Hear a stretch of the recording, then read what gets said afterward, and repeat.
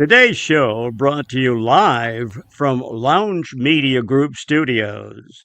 It's Pedro and the Freight Hound with the Logistics Lounge.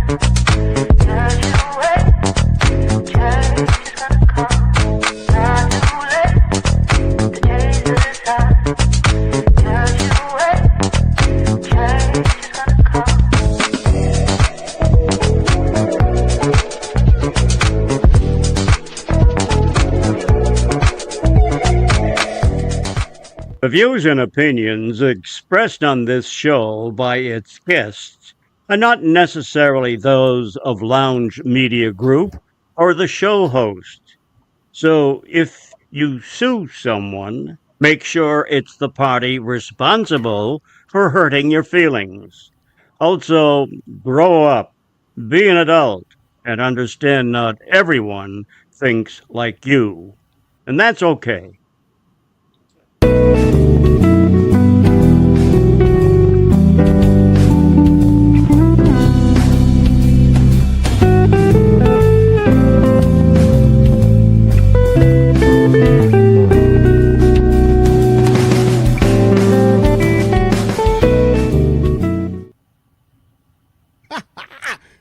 Yo, what's cracking lacking? All you people out there in the world on this lovely Friday afternoon. Hope the weather is as splendid where you are as it is where I am, and you're joining us hopefully with an adult juice box in your hand. Look at that, man. Me busting rhymes 2 seconds into the show. That's how we do it here.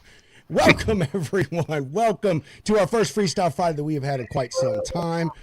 Thank you, everyone, for joining us. We already got a packed house. Got some more people going to be coming in. So we're just going to start from the bottom here. Mr. Allen, how are you today, sir? How's your week been? I'm assuming that's me. Yes, you, Allen. Week's been okay. We moved into a new house, so week's other than saying okay has been hell, but it's been pretty good. Business been keeping busy, and yeah, everything's going well. Thank you. That's good, brother. Bigger house or smaller house? A little bit bigger, about I don't know, one larger than it was. Okay, well, we'll have to see what kind of size house you used to have, and then we'll decide, how much more room that is. So, Nick, thank you for joining us, man. And you're dressed. Thank you so much for wearing a shirt on my show, dude. I so appreciate that. Yeah. I think that too. I literally just put it on. I literally just put it on for you guys. Well, that's great. I'm sure we may have some comments popping up asking you to take it off again, but we'll see how the night goes.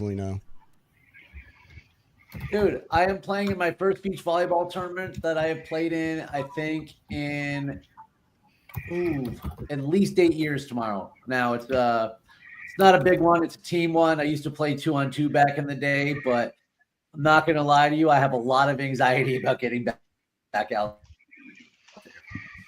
But it'll be fun. Man, why the anxiety? That's my weekend. Oh. What are you doing next week, Nick? He froze. And we lost Nick. Yeah, that's right. Then Monday, heading up to Indy to I'm off, back. aren't I? Like, no, I feel you're back. like You're back, Nick. You're good. You're right? good. You're good now. All right, heading up to Indy for the BCS, Broker Carrier Summit. I am excited. Going to head up there Monday afternoon. I have actually, you got it. You got my email.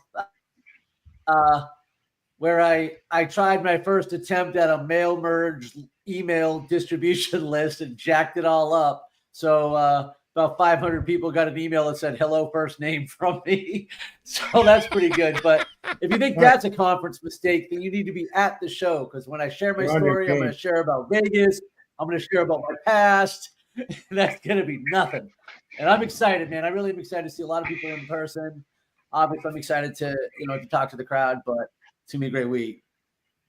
Yeah, sad. I'm gonna miss you, man. I really am, dude. It's gonna suck to, not be able to see you speak live, but we'll have plenty more opportunities. I know we will. So, Adam, first time. Definitely, brother. You're like 90% of the reason I'll be there. So.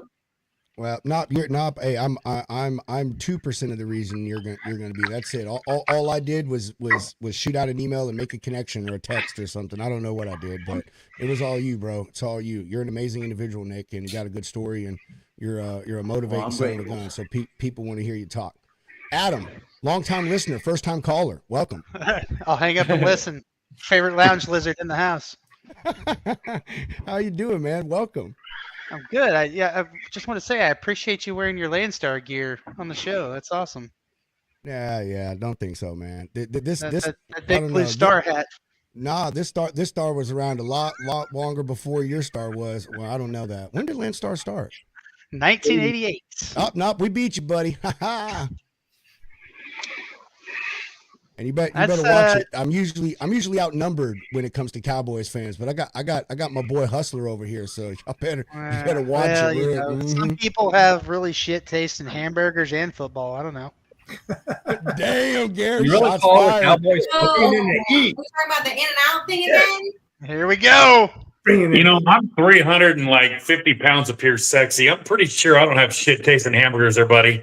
You have excellent taste in tacos. Your taste in hamburgers is fucking garbage. I'm just saying. You need some water on that burner, Adam. Woo! I can hear it from you. No. Thank you. Good to see you. Burgers are where it's at, and it's not In-N-Out. I'm just saying, there's so many better burgers. Five Guys. I mean, where else can you get fresh cut homemade French fries, Gary? That's right. Adam's been eating Five Guys since before it was a restaurant. Oh, God dang. Oh, here we go. Medic! We are off the rails already. Damn it, That dude. didn't take long. Have we even have gotten you on to the the news show, Adam. yet? I mean, for No. fuck's sake, guys. We're going. Don't come for my in and out, bro. I'll come for you back. I'm just saying. Oh, man. All right, I'm Claudia. I'm in the crossfire. Like, Pedro, can you move me? Like, can I get moved to the bottom? I feel like these guys need to grab Technically, me. she is flipping. There you go. Now Hey, Gary's you guys be man. careful to make up. Like, ugh, let me over here. Thank you. All right. So, since we moved you, Mr. Hustler, how about you, man? How's your day? How's your week been? Well, first off, grab a beer. Cheers, so others may live. Listen, I got to pull some stuff off my dash cam. I got to try to get it today. I had a jackass this morning who jumped in front of us and weaved from left to right lane and kept us there. I had to call Missouri State Troopers to come chase him down. And I don't know if they caught him, but he kept us there for about 15 to 18 miles and then paced an Old Dominion LTL truck at about 50 miles an hour and would not let us by. Wow. Dang. It was insane. Only I mean, imagine listen, the birds in that cab.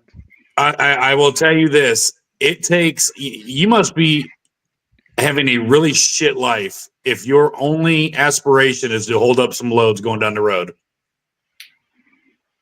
So, So it's been an adventure on this ride. Lovely. Miss Connector. Miss the Connector.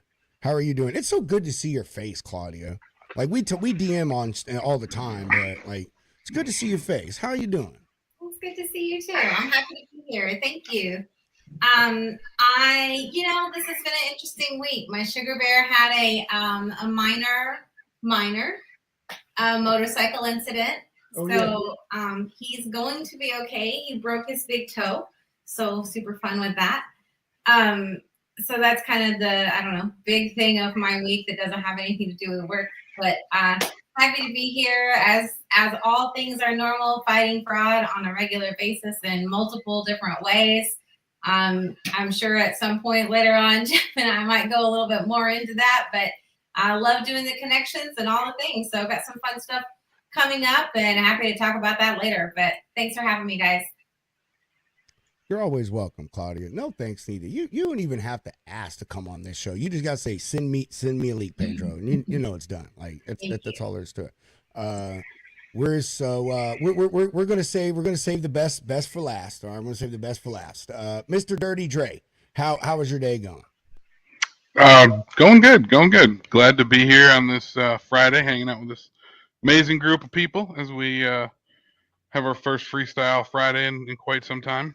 So just close out today and got baseball tournament all weekend with Asher. So yeah, that's about what's happening with me and what's going on in my world. Nice, bro. How far y'all going for the game? Not far. Only be about an hour away this weekend. So that's not too bad. Yeah. Yes, sir. So, yeah, that's what we used to travel. We used to travel about an hour and a half to when my kids run the traveling ball. So I feel it, man. I feel it. You give up that weekend, but at the same time, it's fun as hell to be out there, like just watching kids, man. Like just watching them kids out there doing their dang thing, man. So it's I miss watching my boy play travel ball. Miss watching all my kids play baseball.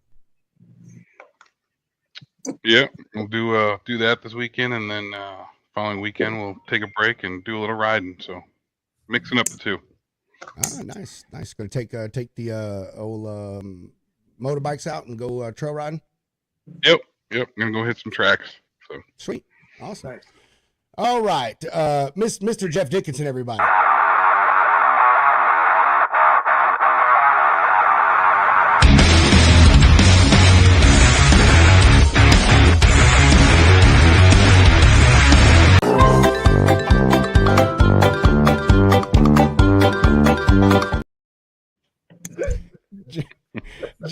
Jeff, how you doing, man? Thanks for what's coming happening? Hey, listen, real fast.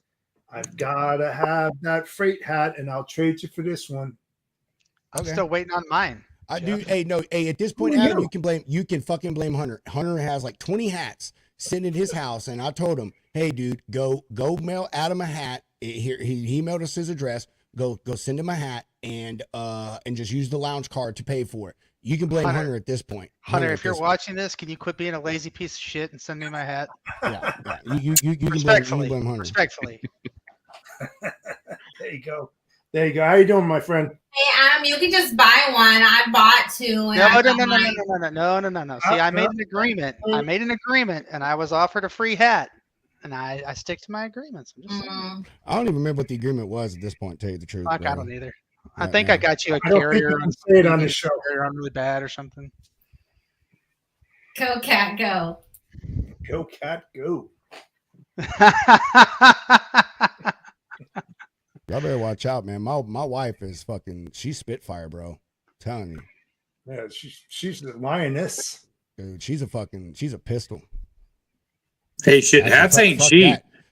Dude, hey, no, they're not. They're not at all. But we did promise Adam one like a year ago. I don't even know. It was some agreement. He's right. Like it was some stupid agreement we made through like comments on the show here months ago, and he's emailed and we never sent it and blah blah blah blah blah. Oh my god, here we go, man. Oh shit. Oh, he brought the jar. I didn't agree to this. Oh, yeah. That bottom corner is Mr. Pickle, everybody. Say hello to Mr. Pickle. Hey, Pickle. Hey, Pickle. Jake, that hat's about 3 sizes too small for your big ass head. Do you know Mr. Pickle, Gary? I do. I just sent him the link. All right, cool. Well, don't be sharing. Mr. Pickle is another very experienced heavy hauler. I trust you. That's good. That's good. All right. I'm not saying pickle out loud again. You know, don't lie. You want to hear pickle coming out of your mouth, or maybe going in. I want to hear it from your mouth 3 more times. Oh man. Okay. Hey, we're going to get to this. Yeah, I know. Well, dude, luckily our sponsors know exactly what kind of craziness to expect on this show. So I really just sent them a link to see if they'll hop on. So like that'll make it even funner, right? Yeah. See, look, hey, as my wife said, she even made Charles Gracie pay for a hat. There you go. I'm just saying, Pedro was hard up for some carriers to haul some camper trailers, and I sent him the contact info, and I said, "I'll trade you for an only freight hat." He said, "Done deal." Oh, that's what it was. Okay, but he didn't get that approved by Kat, so it's null and void. She vetoed it. I think I saw earlier. I mean, in that case, figure I feel like you gotta come up with something else. Because, like, if that was the case, you gotta do it. We know who wears the pants in that family. We both wear the pants. Just depends on the situation, man. One leg at a time. I'm comfortable I'm comfortable in my masculinity. I don't give a damn. Any married man that says that his wife doesn't make at least 51% of the decisions is lying to himself. So that's right. And they say where you can. Behind every great man is an even stronger woman. You know what I mean? Rolling her eyes. I make every decision and accept every consequence. If you ever heard the man song, "A man's got to do what a man's got to do, and I'm going to do what you tell me to." That's it. Hey, I'm one of those people. Already. That's I'm good. lucky. I'm lucky. I have my wife. Like she reels me in and controls me. Okay, I mean I'm serious because I'm a I'm a wild card. We all witnessed that firsthand at Matt's. That's fine. I don't care. I know. I missed that. Damn. Jeez. I don't know what we're talking about, but sure, I don't care. Whatever. He doesn't remember it. All right. So, hey, what we're going to do is we're going to do this news story because this is a good thing. I was actually a partial proponent for this in a way, but we got some drivers on here. So this would be a good thing to go over and get everyone's little opinion on this. See what y'all think here. Let me find my news. Steve, who is the news brought to you and sponsored by?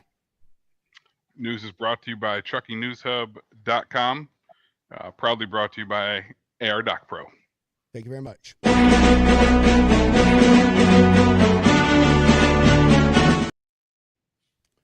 All righty. The FMCSA has denied an age-related regulation exemption request. Boy, that's a mouthful in the first sentence. From a high school located in Washington State earlier this week. The denial is for an application for exemption from the commercial learner's permit minimum 18-year age requirement This was requested by Connell High School, located in Connell, Washington. It may be Connell. I think it's Connell. CHS, which is the abbreviation for the high school, asked authorities for a 5-year exemption that would allow students in the school's commercial driver's license training program to be able to obtain a commercial license permit at the age of 17. The high school argued that an equivalent or greater level of safety as would be attained by complying with the regulation, due in part to various safety requirements, training, and field exercises, such as commercial vehicle training simulators to enhance their overall curriculum. They require students to maintain a clean driving record throughout the entirety of the CDL course. The training courses come from the Washington State Patrol, and they teach them on things like sex trafficking, vehicle inspections, and other commercial vehicle regulations. They also use golf carts and utility trailers to teach backing techniques, since they don't have access to their trucks. A slight majority of the public comments received on the exemption request opposed allowing 17-year-olds to obtain their permit. The FMCSA ultimately opted to deny the high school's request because it would, and quote, would allow drivers who are both young and inexperienced to operate CMVs, and the available data does not support a determination that such an exemption would likely achieve a level of safety equivalent to what has been achieved following existing regulations and examples. So here's my stance. 17, I think, is too young. To 18, I know you can get your permit and everything. I feel that in a time in this industry when we are sorely lacking qualified drivers, and kids are no longer wanting to go to college anymore. They just don't. They want to be in the trades. I think that stuff like this is good. If you've got young kids that are interested already in starting a career in trucking, even if they're only in the industry for 5 years, there could be some good from this. If the programs are done within regulation, follow all the stuff, that's great. And here's why I say that is because I feel, anyone given the right training and continuous training can do this. My kids have never driven a truck, but all of my kids, they know regulations just like I did. How tall a truck is, how long it is. They know about bridge laws. They know about scaling, weights, all of those things. And that was just them sitting in a passenger seat learning from dad as they rode along. So I really feel that, this younger generation, we should maybe allow some slack and possibly let them, put their hat in the ring, again, given proper oversight and restrictions and so forth and so on. So there's my point. Who wants to start first? Actually, we'll go with Mr. Pickle. Mr. Pickle, you're the last person to come in. Do you have any remarks on this, good sir? I'm probably mostly in agreement with you. I think 17 is just a little bit too young for, maybe getting some book work and things like that in first, and then when they turn 18, proceeding on with the driving and stuff like that. But that's where I would be at on it. All right. Only other person I know for Steve. The only person I know for sure drove. Mr. Hustler. We'll take you next. So, what are your thoughts on it, brother? 17 is definitely too young. I think those that are in the learning stages, if they really want to be into it, somebody who's doing. Let's go this direction. In the military, a guy at 18 or a gal at 18 can get a CDL in the military and drive a military truck, correct? We're on agreement. They can go to a foreign country. They can do this. So here's my thing. You want to learn, but we need to teach them not on the interstate first, okay? We can put them out in the oil field. They can drive a truck out there. We can put them out in a rock quarry in a dump truck. We can put them anywhere else just to learn the dynamics of the vehicle, learn inertia, learn how long it's going to take you to stop loaded and empty. And on dirt, that intensifies, that increases. Out in the rock, that intensifies, that increases. So if it's taking you 300 yards to stop, now it's going to take you, say, 600. I'm not opposed to it, but the training has got to be there. I agree. I'm with you. I 100% agree, right? I think that, can you hear me all right? Yes. Yeah. Yeah, we hear you. Feedback. Sorry. No, I understand. Agree. Right. I think there's enough training that can happen. I mean, most of all these states and counties and throughout this country have trade schools.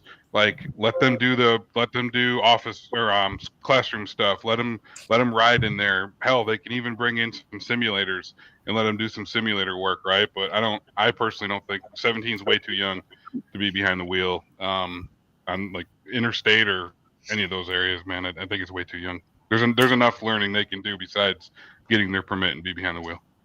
Yeah, I forgot her first name. You probably know her, Pedro. Last name's Trent.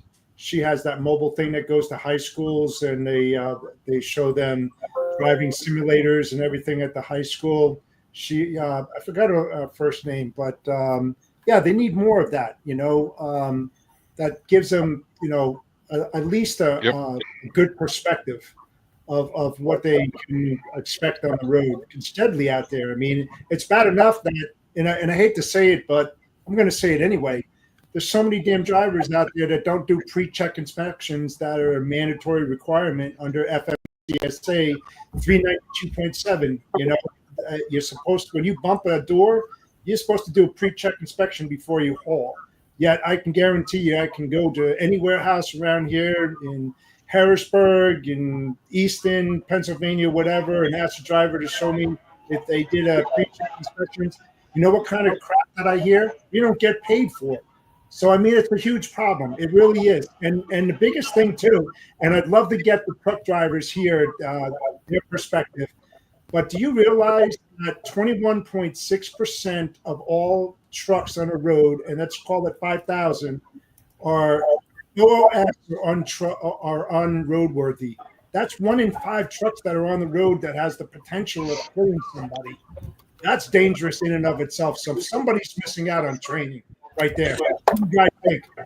So, Jeff, I can say this with certainty, and I really mean that I can say this with 100% certainty. Number one, you don't just have to go to the warehouses. Go to the truck stop. You'll see everybody not doing a pre-trip inspection. Okay, that's number one. Number two, I believe the 1 in 5 is absolutely a farce. I would say more like 1 in 3. Wow, that bad. Wow. And you should see the absolute atrocities and garbage that is on our interstates with our families. Yep. It is unreal. I agree. Yeah, Gary and I think we've shared pictures back and forth for a while now. The shit you see out there and the stuff people send me, and I'm like, how can you call yourself a professional driver when you're not securing cargo to the trailer and just getting in and driving off with it? Scary. I do consulting for trucking companies. I'm sorry. I do consulting for trucking companies, and I watch their dash cam videos. And in the last 6 months, 31 people have been fired because they haven't even opened their hood in 7 days. That's terrible. I mean, even with the and correct me if I'm wrong on this, it's FMCSA Title 49 396.11, which is the DVIR that they're supposed to fill out as well. And you don't see them. I mean, people don't understand, the drivers don't understand that a driver can bump a dock and go 250 miles and blow a steer wheel and kill a family of 4. That if they fraudulently filled out their reports and sent them in, the forensic accident investigator is going to go out there. They're going to look at treads. They're going to look at multiple things, and they're going to see that there's no way in hell the road on their pre-check inspection was true, especially when you see belts blown out on a tire. So they don't understand about nuclear verdicts and thermonuclear verdicts that close down really good companies because they're just too tired or they just don't want to take the extra step. I mean, a pre-check inspection, you can go and through that about 25 minutes, and do that on your downtime because, I mean, with the HOS rule, driving 11 out of the 14 hours, you've got 3 hours that you can literally walk around your trailer and do some pre-checks. That shows irresponsibility on the driver's side for his family, for his fellow Americans, for his shippers, for the service providers that he hauls for. It's really ridiculous, guys. It really is. Jeff, did I hear you correctly? You said you had drivers that said they didn't want to do pre-trip inspections because they weren't paid for it? I swear to God. I And ran into the same multiple- thing, dude. Man, I've heard it so much. Justin. Any driver who says that to me should just be walked right out the door. Holy crap! Man. I You're agree. not wrong. I agree, bro. 1,000%. 100%. Indy, hey, hold on, because I know we only got Indy for a second, because he's on home time. Hit him in that lovely dedicated run that he's doing now. What's up, Chris? What's up? Can't hear you, bro. Still can't hear you. If you can, yeah, take your time. Take your time. The old mute unmute button trick. Here, let me Sorry, see while what- we're waiting on him to fix it, can we hear a postal service story? Oh, for me? oh, okay. So right when I joined, you guys You're were talking muted, about Indy. Sorry, J Mart. Hey, you're muted, Indy. Just so you know, you have yourself muted. yeah. There you go. So if you think the pre-trip numbers are bad for like OTR drivers, I don't think we ever had anyone inspect anything, pre or post, at the post office, because we have our own MVS fleet that does like all the maintenance and stuff. So any major problems, maintenance was 10 minutes away. But yeah, we had plenty of guys that just they punch in, get the paperwork, they go right in the truck and go. Terrible. Yeah. Hey, can I introduce our favorite, my favorite insurance agent before we keep going here? Yeah. She was under me, so I was about to do this, but now I got to do like this. But We're all over the Jessica, place. welcome, Thanks. and thank you for being you and everything you do. Sorry, I'm a little tech dumb, and I'm at the airport. This is my first time I've ever joined on my cell phone, too. So don't go to chat because I can't come back out of it. Is what I've learned without dropping. No, you can do it. Hey, you have to hit the X. That's what it is. Everyone's so used on their phone to hitting back. When you use StreamYard, there's an X in the window. You have to hit the X to pull the chat. That's it. Yeah. So I've dropped a couple times. Sorry about that. And if the background noise is loud, let me know because I'm sitting. I don't know. TSA was fun, not fun.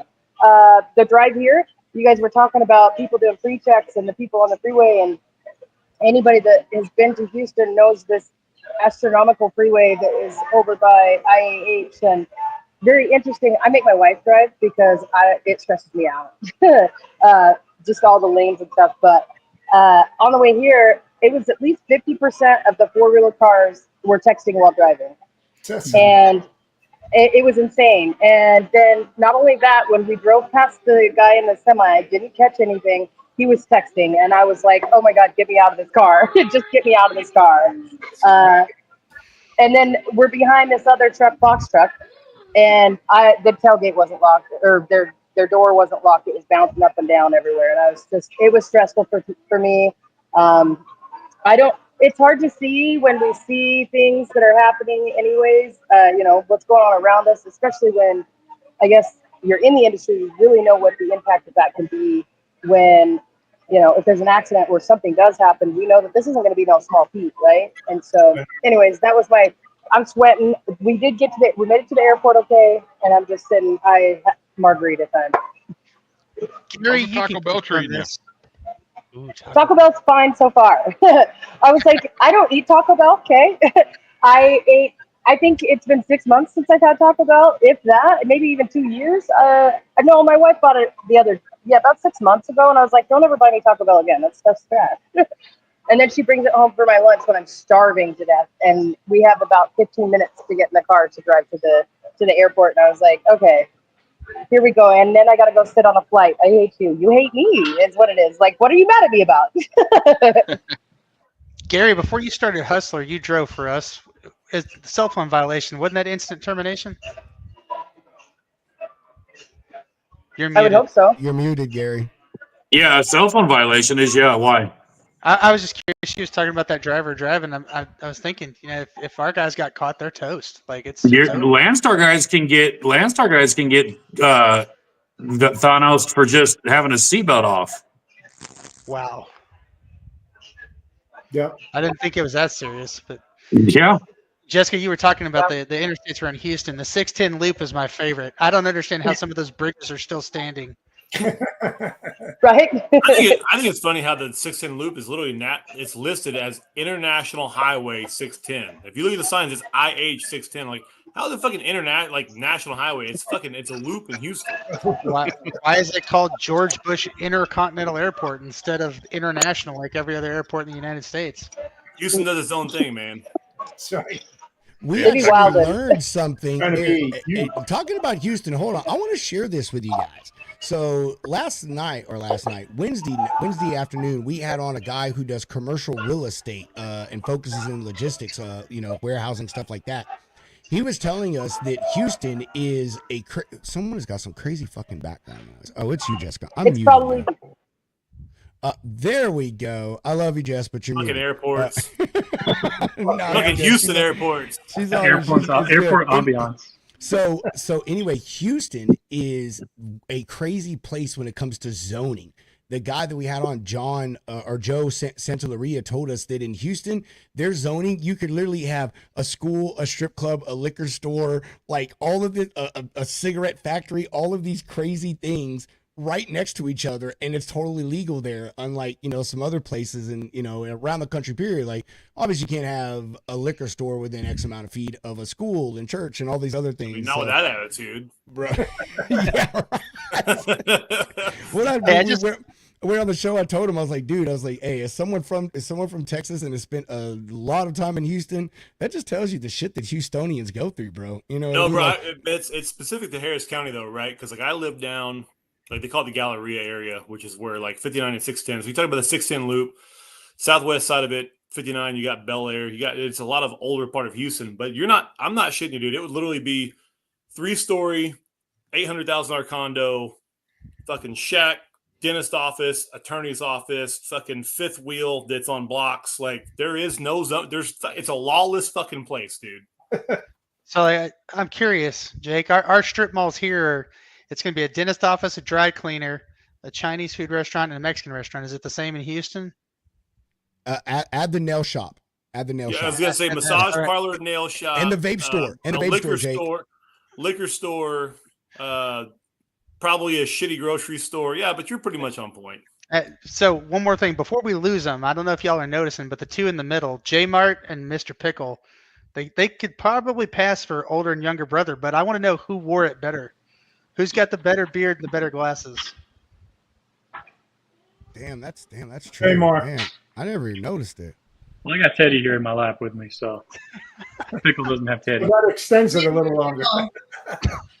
I don't know Mr. Pickle, so I got to go with my homie J Mart. You know what I mean? I think J Mart wore it better. I got to say sorry, Pickle. I've known J Mart for about 2 years now. So here's the thing: I don't care how long I've known you. I'm always going to tell you the truth, and I think that the beard on the right is better. Mr. Pickle, got it going on. Boom! There you go, Mr. Pickle. The salt and pepper wins the day.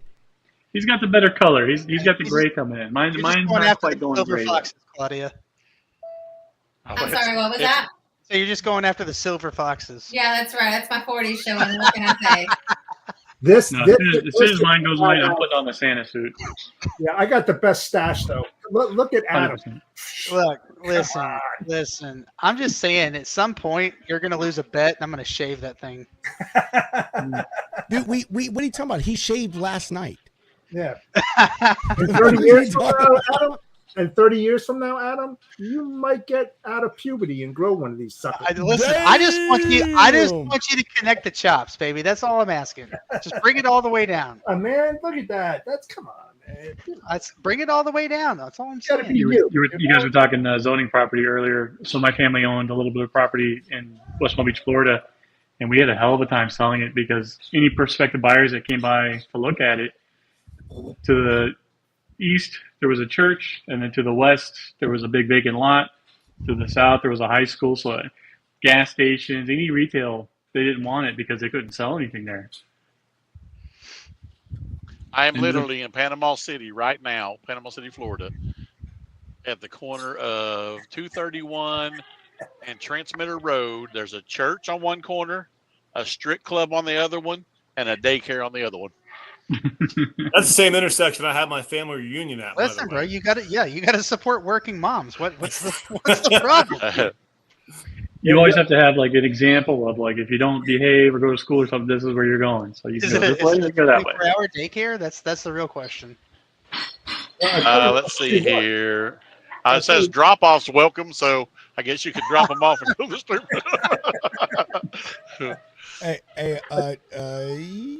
Who wants to go chill in the background for a minute? Jessica, do you? Claudia, you sure? All right, don't leave, Claudia. You're still here with me, okay? Okay. All right. Pickle, what was on that fourth corner? A CVS or a Walgreens? A Winn-Dixie. A Winn-Dixie. Those still exist? Oh my god! I thought they were like an no, endangered species now. So they got bought by Aldi, right? Okay. And that buyout lasted like 6 months, and then a bunch of the execs went back in and bought Winn-Dixie back from Aldi. So Winn-Dixie lives to ride again. Hey, has anybody driven through Rogers, Arkansas on 70B? Not on purpose. Up around that area? No. No, I mean, they have pawn shops, not porn shops, but pawn shops where they have the same thing right next to each other around this whole loop that goes around the 70B out there. And right up from Fayetteville, Bentonville, all that area. And the same thing is there. It's a dry town, number one, so there's no liquor stores. You got to belong to a restaurant. I'm against that. What's that? I'm against that. But yeah, they have the same thing. They have all this mix and everything. I don't think they have any zones and zoning areas in there as well. It's all over the freaking place. I'll tell you what, dude. The Quad Cities in Arkansas is on the come up, man. Walmart's making some major investments. They're doing all kinds of off-road bike trails and all kinds of stuff for outdoor enthusiasts. But that's their headquarters, right? Arkansas is their U.S. headquarters, their global headquarters. They basically support that state. You got Tyson Chicken down there too, and Daisy Air Rifles. There's a couple. When I first joined Freightwaves and they sent me down to Rogers, Arkansas for the future supply chain event, it was like right towards the tail end of like all the COVID lockdowns and everything. And it was like COVID had never happened there. The whole state was like, we're not doing lockdowns, no nothing. And they reap all the benefits from that. The whole place is just exploding. Yeah. What do you think, Teddy? This is an excellent road dog. If you have a truck, you want to take a little dog with you? This is all Teddy does. Teddy just sits in your lap. He wants to go nowhere else. What are you doing now, J. Mark, since you left Freightwaves? You just freelancing? Hey, Gary. Yeah, Gary, 100% freelancing. J. Mark, I'm sorry, I'm going to interrupt, guys. Gary, I'll bring you back in 1 second. I just want to tell Jessica goodbye, okay? Hold on, bro. Bye, Jessica. Bye. I'm going to be flying to work out of the main office in Idaho. I know my background noise is terrible. It's the fun of the airport, right? I appreciate you guys having me on. I love seeing you. And I have no doubts that it was going to be huge, Pedro, there. So you should have never guessed that it wouldn't have been. All good. I just appreciate you hopping on and spending some time with us. You have a good one. Safe travels, Jessica. Yeah, let us know you arrived okay, and yeah, that's it. I will holler at you later. Yeah, chat soon. Deuces. And where's Gary? There's Gary, and there's Mr. Pickle. Justin, my business partner, when he was driving, he used to bring this little French bulldog with him, and we had to hide a key in the truck or outside the truck because he would always jump up and he'd lock the freaking doors. Luckily, the first time he did it, my other truck was right there, and he had a spare key to that truck, so we were able to unlock it. But yeah, he'd always jump. He'd either roll down the windows or lock the truck, but it was never the same. He didn't lock it and roll it down. So then we had to, yeah. This is how good the targeted ads on TikTok are. I was swiping once, and I saw these 3D printed window button covers. So like where you rest your arm, and you have the window up and down buttons. Yeah. This guy made these like flip up 3D printed covers so that when you get out of the truck, you just flip it down and whatever dog's in your truck doesn't hit the button while you're out.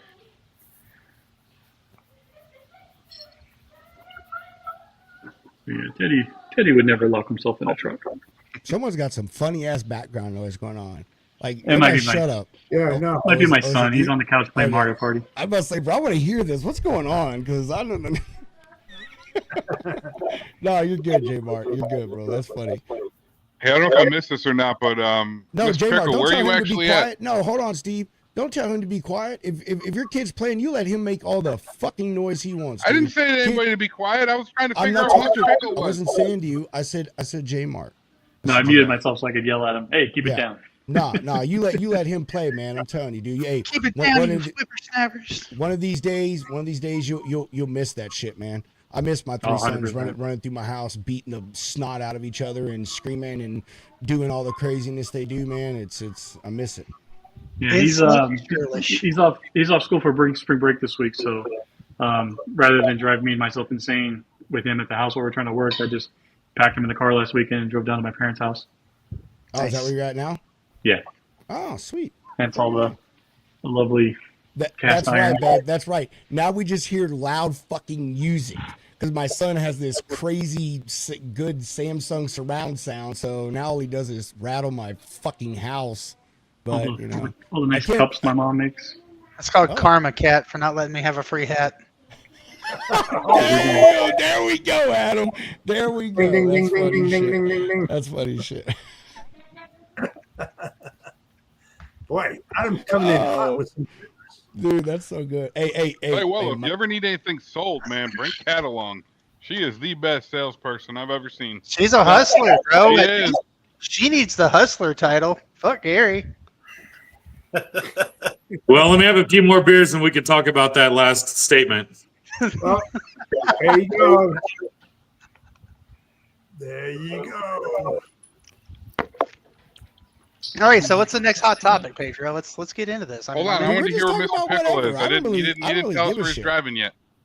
Alan, you need to say something. You're just sitting there, man, typing away on legal business and legal suing stuff, people. yeah. I know. He's sitting over there typing out doing the fucking shit out of lawsuits people. right on our show. It's an insult, isn't it? Talked about Harris County and zoning. I had to look up a few laws here, but no, I'm other than when my father-in-law called me, and of course I have to take that call. It's been that's fair. Listen to you guys. Hey, who wants to go back for 2 minutes? Because we need to bring up Tex. Tex is about to go to sleep. He is on the road. Who can chill backstage for 2? Oh, actually, I think I have room. Hold on. I do have room. Tex, my bro. What's up? Hey, somebody that can wear a properly sized cowboy hat. Motherfucker, listen. now I'm pissed. I left three of my hats at home. I should have brought one today. Oh, damn.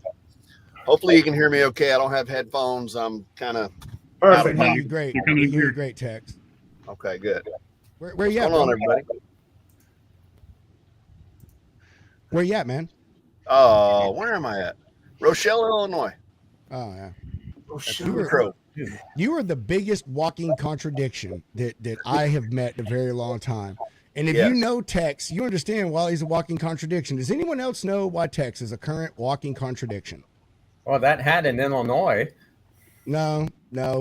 So I'd say because he's an analog photographer, but he loves using digital AI tools. No, he's a walking contradiction because he made all these fucking posts and said all this stuff about I'm going to be trucking for like 3 months.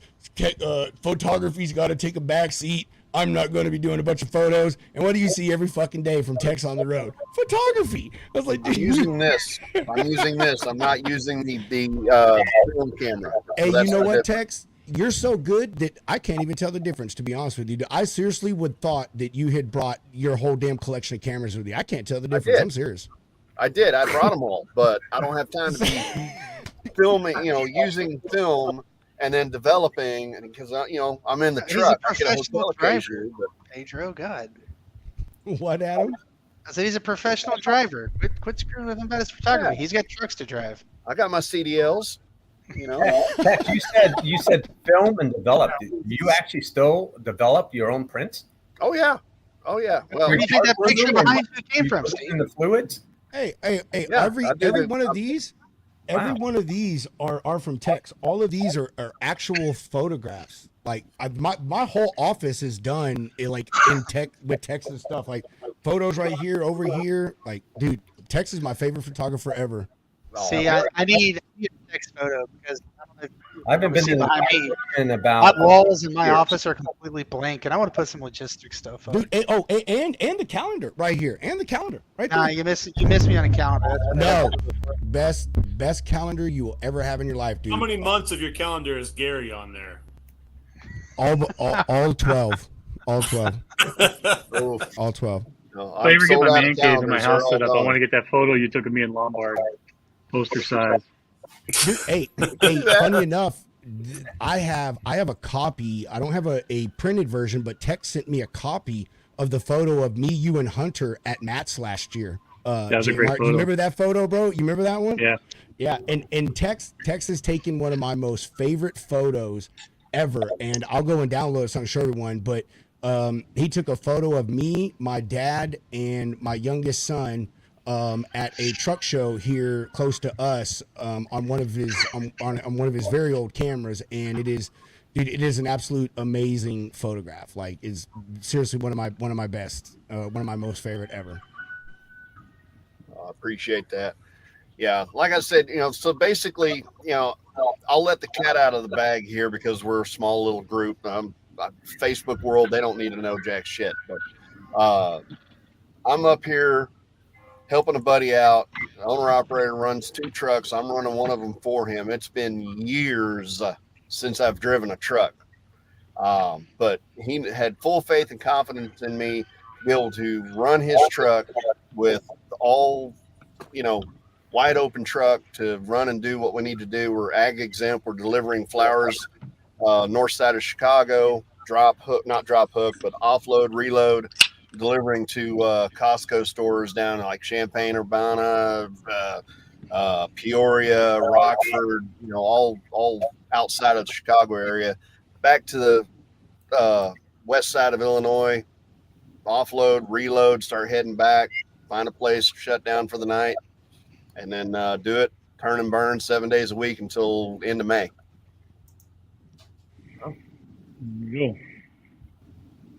Baptism by fire. I mean, it's been a long time since I've driven, and all of a sudden I went out with him for 2 days where he drove the first day and I drove the second day and scratched a couple of gears and caused him to pull a few hairs out, but I've got it down now. It's been a while, but yeah, I'm running a gun and doing what we got to do to allow the people of Illinois to have their flowers for Easter and Mother's Day and whatnot.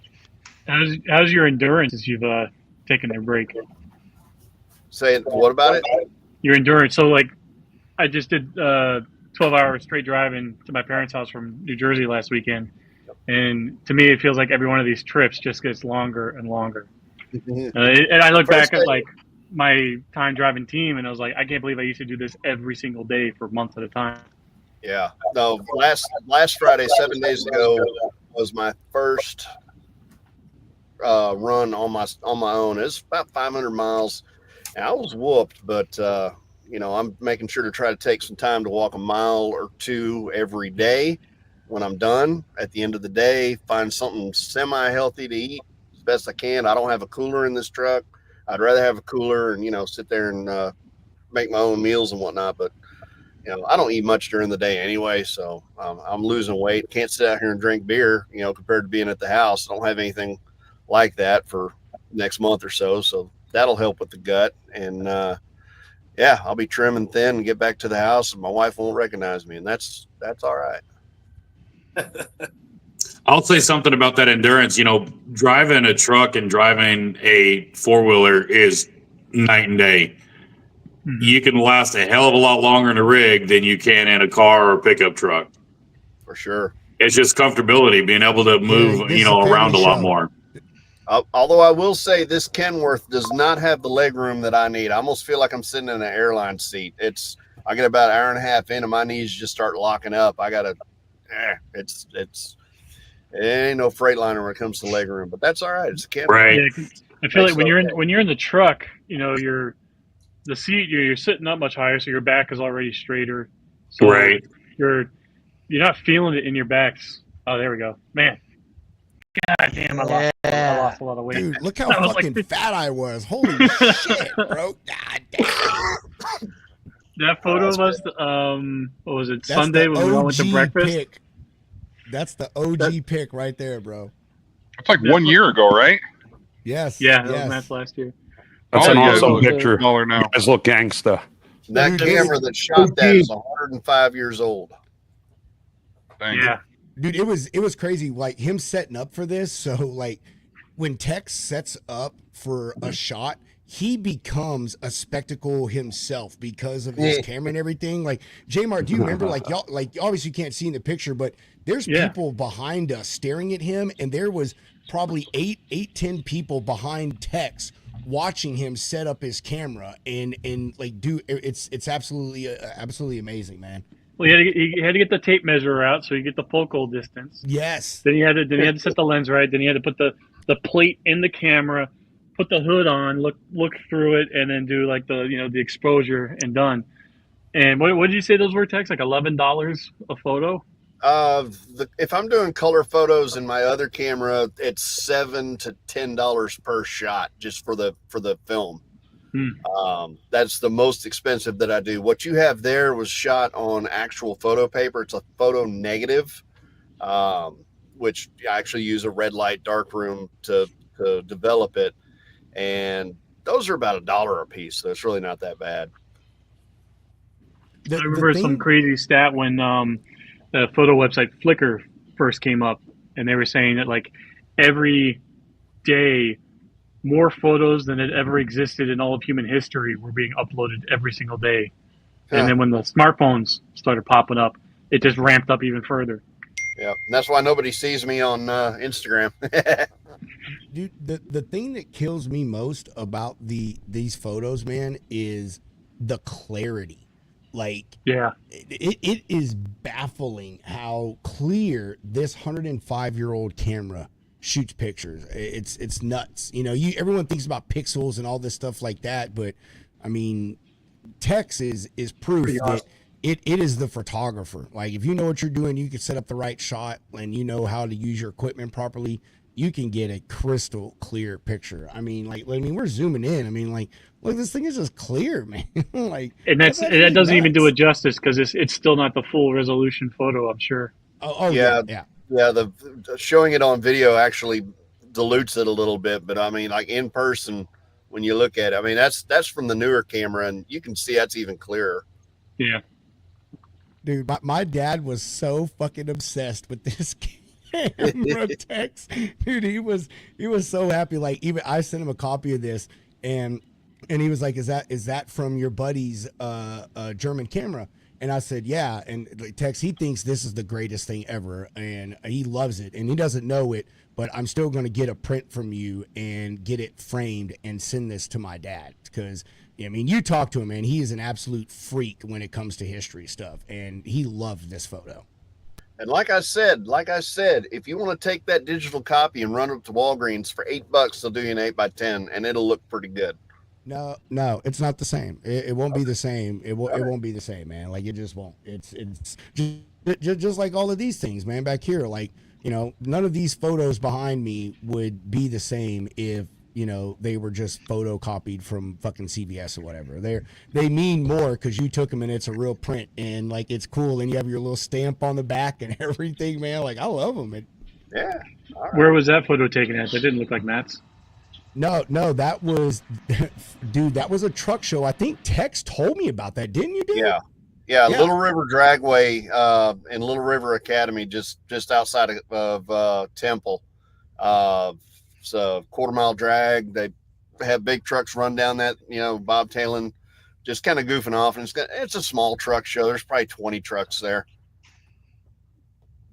Dude, but that was the first truck drags I've ever seen. I'll download a video. I'm actually still on my drive, so I'll download some videos and show it to you, show everybody. But Justin, it was crazy. I never would have known about that thing unless Tex told me. And it was on Veterans Day weekend.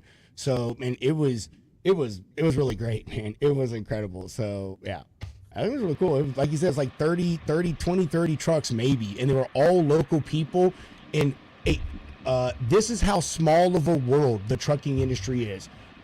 Almost everyone on screen here probably knows who Tony Justice is. So here we were in the middle of nowhere, Central Texas, and I was doing some footage, you know, for the show and doing some interviews. and I was talking to one of the truck owned drivers there, and their company is River City Heavy Haul. They're out of San Marcos, and they had a breast cancer truck.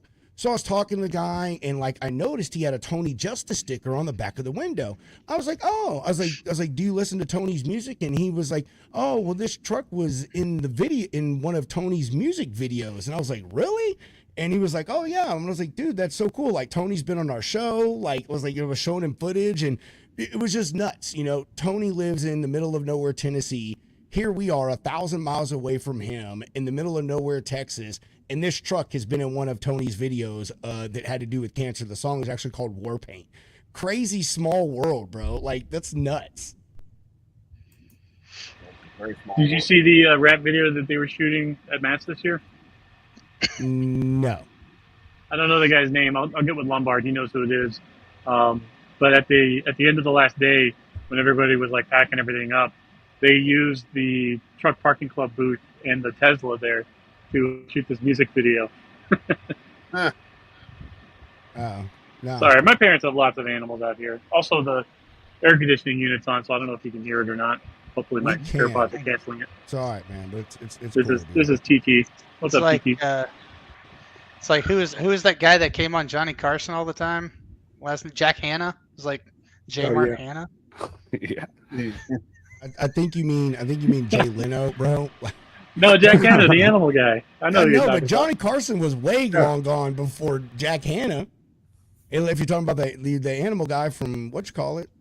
No, Jack Hanna was on there in his much younger days. It was Johnny's last years, Jack Hanna's early years. Okay, all right, Yeah. hey, my bad. I'll take your word for it. I know you're old as shit, like Jeff over here. Listen. It aged like fine wine, okay? Bro, Right you're on. aging like milk. Yeah. Okay, let's just make that clear. What do you see any cracks here? No? All right. Dude, hey, this is you see any cracks, 2025. Everyone No. knows what filters are. That's because you're Italian, Jeff. I'm not Italian. I'm freaking French, Canadian, English. That's even worse. I know that's Take back all those nice things I said about you. On that, y'all, I'm going to bug out to allow somebody else to pop in. I got to call the wife and let her know that I'm still upright, which is a good thing for everybody. And we're going to keep on doing it starting about 2 o'clock tomorrow morning. I have stirred the hornet's nest with Kat, dude. Thanks. She's coming out both fists flying over here. Hey, next time she sees you, you may get cut. Text. Hey, thanks for coming on, bro. It's always good to see you, man. Be safe out there. See you, Tex. Always. Y'all be careful. See you down the road. Later, buddy. Yep. Oh, and Okay, so- Jessica, real quick. Yes, this is a free Trent shirt. I like to rep this when I'm on here. She asked in the comments. Oh, did she? The free Trent movement is I don't know. Taking I don't know off, if people understand how powerful that shit is. Like the free Trent movement. Like I don't know if people get it. I mean, they just that's I don't even know how to say it, man. It's just crazy. You know how good that makes Apparently, Hunter and I'm I on the feel? outside. Huh? I said apparently I'm on the outside. What's the free Trenton movement? All right, so Oh, jeez. here's how the free Trent thing came along. Truck Stop has been like commenting on our stuff since like day one. We went to Matt's last year, and J Mart knows the guy who does or is part of the social media crew for Truck Stop. So when we were at Matt's last year, Justin was like, hey man, let me take you guys over here to the booth. Let's see if I can get you guys hooked up, get you guys an interview. Dude, we were 8 months old at the time. So Justin was like trying to do us a fucking solid. You know what I mean? We go over there, they're not there. But you know, they give us all this swag and stuff, and they say, hey, you know, we'll get with you after Matt's and we'll get someone on the show. We're like, all right, cool. So we start DMing Truck Stop's social media stuff, and you know, because we knew the person's name, we're like, hey, we know you can make this happen. We need you or someone to come on this show. So they're like, okay, we'll bring someone on your show, but the show has to be recorded. We have to approve it and blah, and you have to edit anything we say before you can run it. We're like, all right, yeah, whatever, cool. So when they send us the person, it is Trent Martin. And that's all. Like, if you know Trent, you're like, oh, okay, well, no big deal. Here's the thing. Truck Stop is a corporation. If I'm not mistaken, it's a publicly traded company. You know, they have rules. People have to be trained and approved to do media, and Trent wasn't. So he came on our show and he knocked it out of the park. Truck Stop did not make us edit anything. They said you can release it as is. But Trent will not be coming back on your show until we have put him through the paces and he's actually been approved to do media. So we're like, no, fuck that. Trent is awesome. We want to do a live show. We need Trent on the Logistics Lounge more often. So Hunter and myself came up with the Free Trent movement. And that's all it was, dude. We didn't give any context. We just posted the picture that is on Anthony's shirt and hashtag Free Trent. And we kept telling everyone, share this, share this, share this. Don't say anything. No one knew what this was. Even Anthony. Like, Anthony was sharing it. Claudia was sharing it. Nobody knew what it was. We just said, share this and put hashtag Free Trent. And we just kept doing it. We went to Truck Stop. We went to Matt's this year, took a picture with a whole group of us, and then posted it on social media and said, hashtag Free Trent. And Truck Stop has finally given Trent Martin media training, which is why he's going to BCS next week. So the summary to that story is our little bitty ass podcast and all of you lounge lizards out there forced a publicly traded company to give someone media training just based off of a hashtag. So that's all it's. That's awesome. Nice. They were getting worried at Matt's when we all showed up there and everybody's looking at us like trying to figure out what the hell was going on. We were literally walking over to Truck Stop's booth. It was a group of, I don't know, 10 of us. And someone saw us and texted Trent and was like, dude, why am I looking at a group of people walking through Matt's with a picture of you that says Free Trent on it?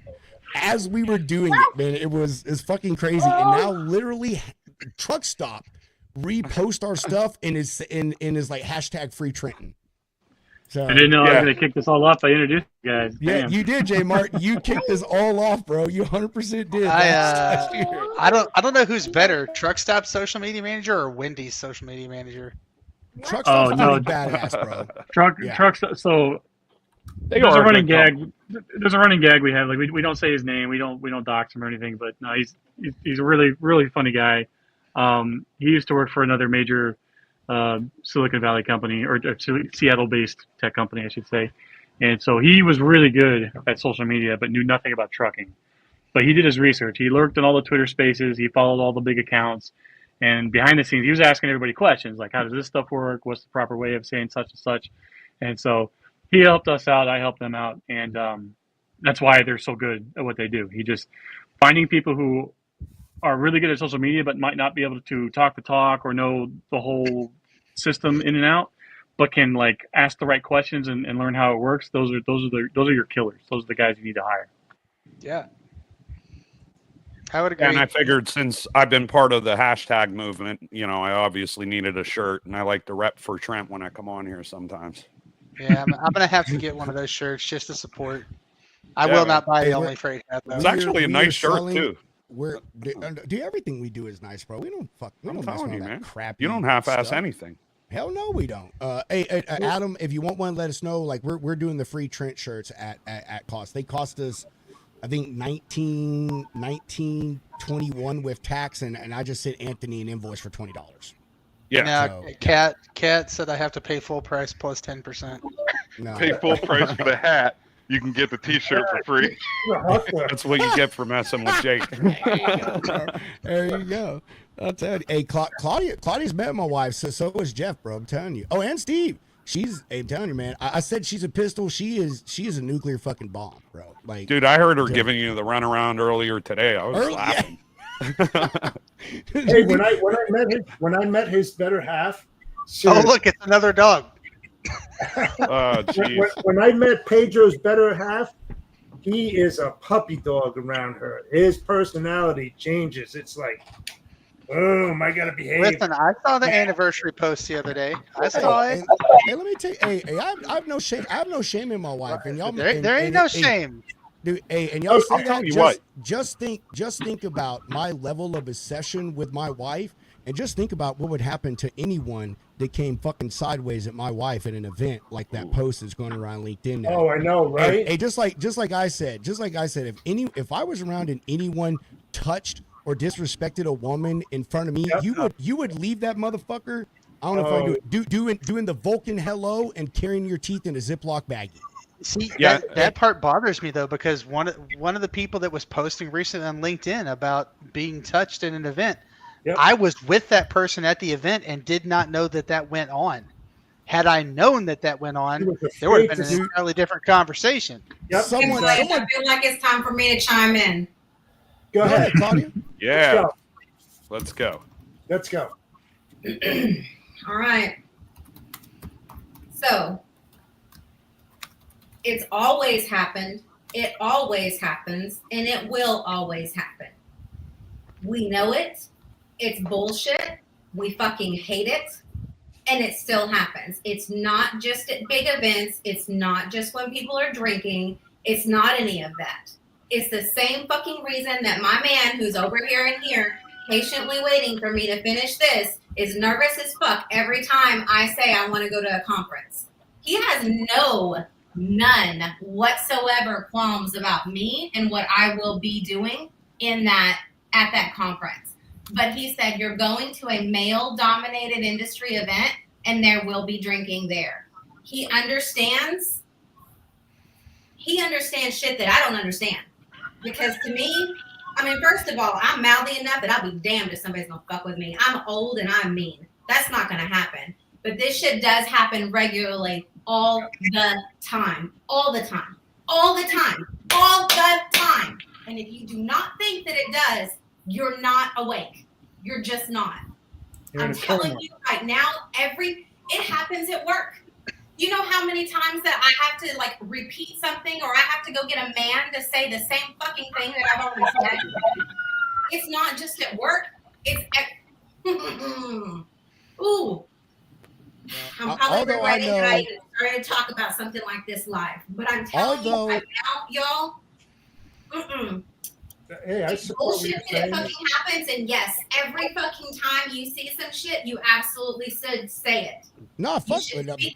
Tell you what, you got a group of guys here that wouldn't happen in front of. That would not happen. That right here, there's no fucking way in hell that would happen. First off, if you know Claudia, you know for sure it would never happen, because I'm as scared as shit of Claudia. I'm not even gonna lie. I am so afraid of Claudia. Like I'm telling you, I would never come across with her. But yeah, Claudia. Well, and the real stupid thing about, say you are an ass at one of these events, the supply chain. This is such a small world. It's literally 20 families that all know each other, and everyone's connected with each other on LinkedIn. Word will spread immediately, and you've just torpedoed your career. Yeah, you just killed it. Yeah, definitely. Well, and my thinking too on this is like, I'm sure this stuff happens at Matt's, but we never hear about it. And I wonder if it's because Matt's is more of like a friendly or a family show versus like these corporate events. And I think at the corporate events, that's where like the beer and all that stuff starts really coming out. And I feel like people just take it a little too far. I don't know, man. Yeah, but guys like us, it don't matter how many beers we drink, we're still not going to do stuff like that. And if we see someone else doing it, we're going to step in. Yeah, that's a big difference, especially at a place like Matt's. Like, God forbid something like that did happen at Matt's, there'd be 20 guys tuning them up in the parking lot immediately. You wouldn't make it out of there intact. History and international logistics, and get international involved too. It's sometimes really makes a different change in the atmosphere and the activities. Hey, I don't mean to switch back. The cultures are different, but it's still not acceptable, even so. Oh yeah, definitely. Yeah, I mean, I'm not saying one culture is better than the other when it comes to that. That's all wrong. But I'm saying, and you get some people from different areas, and then you see things acting that you wouldn't normally expect. Yeah. Yeah, I mean, I have a podcast, a Storytelling Chronicles, empowering women into logistics. And last week I had this woman on, and she was telling about the story, and it was hideous. I mean, because just like Claudia said, she went there, and even when she went to her first event, she was harassed. She's young, she's young. She's highly intelligent. She's highly focused. and guys were just taking it a little bit too far, dumped drink on her, pushing her around, that kind of stuff. I was like, oh, hell no. No fucking way. I know a lot of guys that would support my stance on that. And if they saw that, it would be the worst decision that guy ever made. He would be kicked out of every single event, not just that one, but across the country, because the word would be get out. This guy's an asshole. You don't need that kind of stuff in your events. I mean, it's horrible that she went. Real men don't do that, though. That's the difference. Exactly. It's terrible.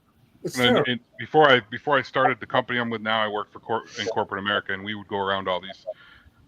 We'd have all these meetings. Well, the company I worked for was big on hiring campus recruits, campus interns and stuff, and it was creepy as hell seeing some of these older guys, and same thing, right? Get some few drinks in them, and you felt like you had to go around and be like a bodyguard to these poor, I don't want to say poor innocent girls, right? But I mean, they were young and they didn't know, it was crazy. It was sad to watch. It was so sad to watch. You get a lot of girls there that this might be their first job in logistics, and they're in sales, and right. And just, dude, I don't know. Break Bulk is one of the biggest events I go to every year, and it's a giant party after it shuts down in Houston, and some of the stuff you see it's just not okay. No, I agree with what it. Yeah, go ahead, bro. I was gonna say I'm with Anthony. What Anthony said is that doesn't matter. We were at Matt's last year, Matt's this year. I've been to fucking Texas Trucking Show. We've been to Large Cars, Guitars, Broker Carrier Summit. We've been to everything and have done massive, crazy partying and drinking after those events with male and female mixed, and there's no one gotten sideways with either sex, male or female. Because let's be honest. I mean, the harassment happens both sides. But no one ever got sideways. And you know why? Because everyone in that circle knows and understands and respects each other. And they also know that there's for sure one other person in this thing that will put your teeth down your throat without a second thought about it if you come sideways to someone. And that's what I said to that post. The original post, and I even got a DM about this. Someone said, what you said was a little inappropriate. No, it wasn't. And I had said exactly what I said. If I was there, you would have been leaving saying the Vulcan hello and with your teeth in a Ziploc bag. Men like that, they don't listen to words. They only listen to action. And I said that because the post said, we need to talk to our fellow men. No, man. No. Guys like that, they don't understand words. They understand action. And when you show them that there is a painful consequence to what that action is, they may go forward rethinking of how they interact with the opposite sex. And I don't know. I don't stand for that stuff, man. I went in, and this whole thing started with my wife, especially my wife. Like, don't ever come sideways. Like, dude, I'm telling you, I do not want to go behind. I do not want to be on a shirt that says Free Pedro, but you better believe it. You even look sideways at my wife, and I don't think it's right, man. It is going to be a very bad day for you. That is my heart, my soul, my everything. Jeff, Steve, Claudia, you've seen me in person with my wife, so you know how I am with her. That is my baby. That is my world. That is my queen. I protect her and our little kitties and our little cats with my life. Yeah, and I want to say something in regards to what Adam said about women in sales. Just think about somebody that's an account manager, right, or an executive account manager that just started for a logistics operation, and she needs to go on site, male-dominated management level, and she's going in there herself, right? Sometimes you have to have another guy with you. I'm sorry, but that go in there because there's a lot of half-assed mother, that are out there. Oh yeah, let's go out to lunch. I'll take you out to dinner. All this with ill intentions. I'm sorry to say this, but it's out there. But just try to feel what that young lady would feel like. You know what I'm saying? It's like she's hesitant to sell to make money because she's afraid she's going to get effing attacked. It's bad, man. It's got to be a terrible feeling. It is a terrible feeling. It's a terrible feeling to think like, fuck, I can't park over there, even though that's the best place for my truck because it's big. Like, I mean, it's not big compared to actual like real trucking. I just drive a Dodge, but like the little parking spaces are small. You know what I mean? And like a normal parking, they get tiny these days. I'd rather park my Dodge like further in the back, but I don't park further in the back because I shouldn't, because it's not safe for me if it's after dark to be fucking walking across the parking lot. And that is some bullshit, but it's absolutely fucking true. It is. I'm telling you, even with women truck drivers that are going into truck stops. I cannot imagine what a woman truck driver feels like in like going to a truck stop at all. No. But I'm telling you right now, like the idea that this is like only happens once in a while, that it only happens at conferences, it only happens if you're going into a male dominated industry building. That's not it. This literally is, I'm going to fucking Walmart. I'm going to the store. And if you think that I'm exaggerating, talk to the women in your life and ask them, how many times in the last month have you changed your route, decided, put your hands in moved your pocketbook, or done something different to make sure that you are in a safe environment, or that you're in a safer place, or you are being more aware of your surroundings. I am telling you right now. There is not a single woman driver I've talked to who has not had an absolute, just toe curling nightmare of a story that they went through training. Whether it was their trainer was a creep or just the way they were treated by the company. The fact that any woman think about once they get to the customer and how they get treated on that end. Right. Yeah. Right. Yeah. I moved my family but this is safe for women. Yeah, and this is like while they're going through training, so their career hasn't even started yet. 100%, 100%, Kat. Hey, you know what though? I got to throw this in there. So, as many crappy guys as there are out there, you look at the way these guys in this room are. There's a lot of us that aren't, and it's up to us to raise the community standard and go against that stuff and basically stick up for the people we care about. And like what you said, all the women in my life, I tell them to do what you do, Claudia, and be careful where you park. It's a shame that you got to do that. I know, and exactly. Also, if you're able to, you should be packing heat anyway. Absolutely. Arm all the women. 100%. My daughter at gun range, I like Pedro said, someone goes sideways on my wife, and my life doesn't mean anything. It really doesn't, because I will just go. Yep. Someone goes after my daughter. Fuck.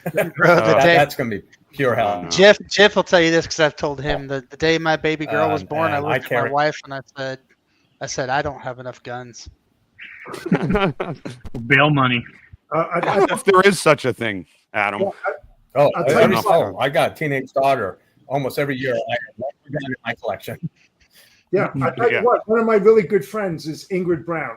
I call her the boss lady. All right. Oh, you talk about a woman that's been in the business for 46 years by herself on a fucking road, that were going into these truck stops before women had showers available for them, so they could do that. I mean, we've come a huge distance from the Civil Rights Act of 1964, but still, they're not where they need to be, and they shouldn't need to feel that way. It's true. They should not have to. But like she said, she has to be cognizant of her surroundings. Like, she has to have eyes in the back of her head and always turning around to see if she's followed or whatever, and taking the extra precautions that a man wouldn't do. Man would just walk in, bullshit, who gives a shit, what's going on.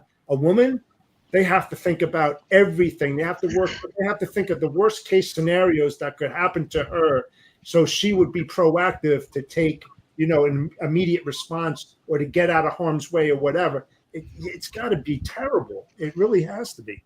Well, I mean, we have a responsibility as their coworkers and partners to make sure that they get to their vehicle safe or their hotel room safe. Like, that's your responsibility. And it could be as simple as saying, "Hey, do you want me to make sure you get to your car or your hotel room safe?" And if they don't want it, then that's fine. But you should at least offer it. That's right. Gentleman 101.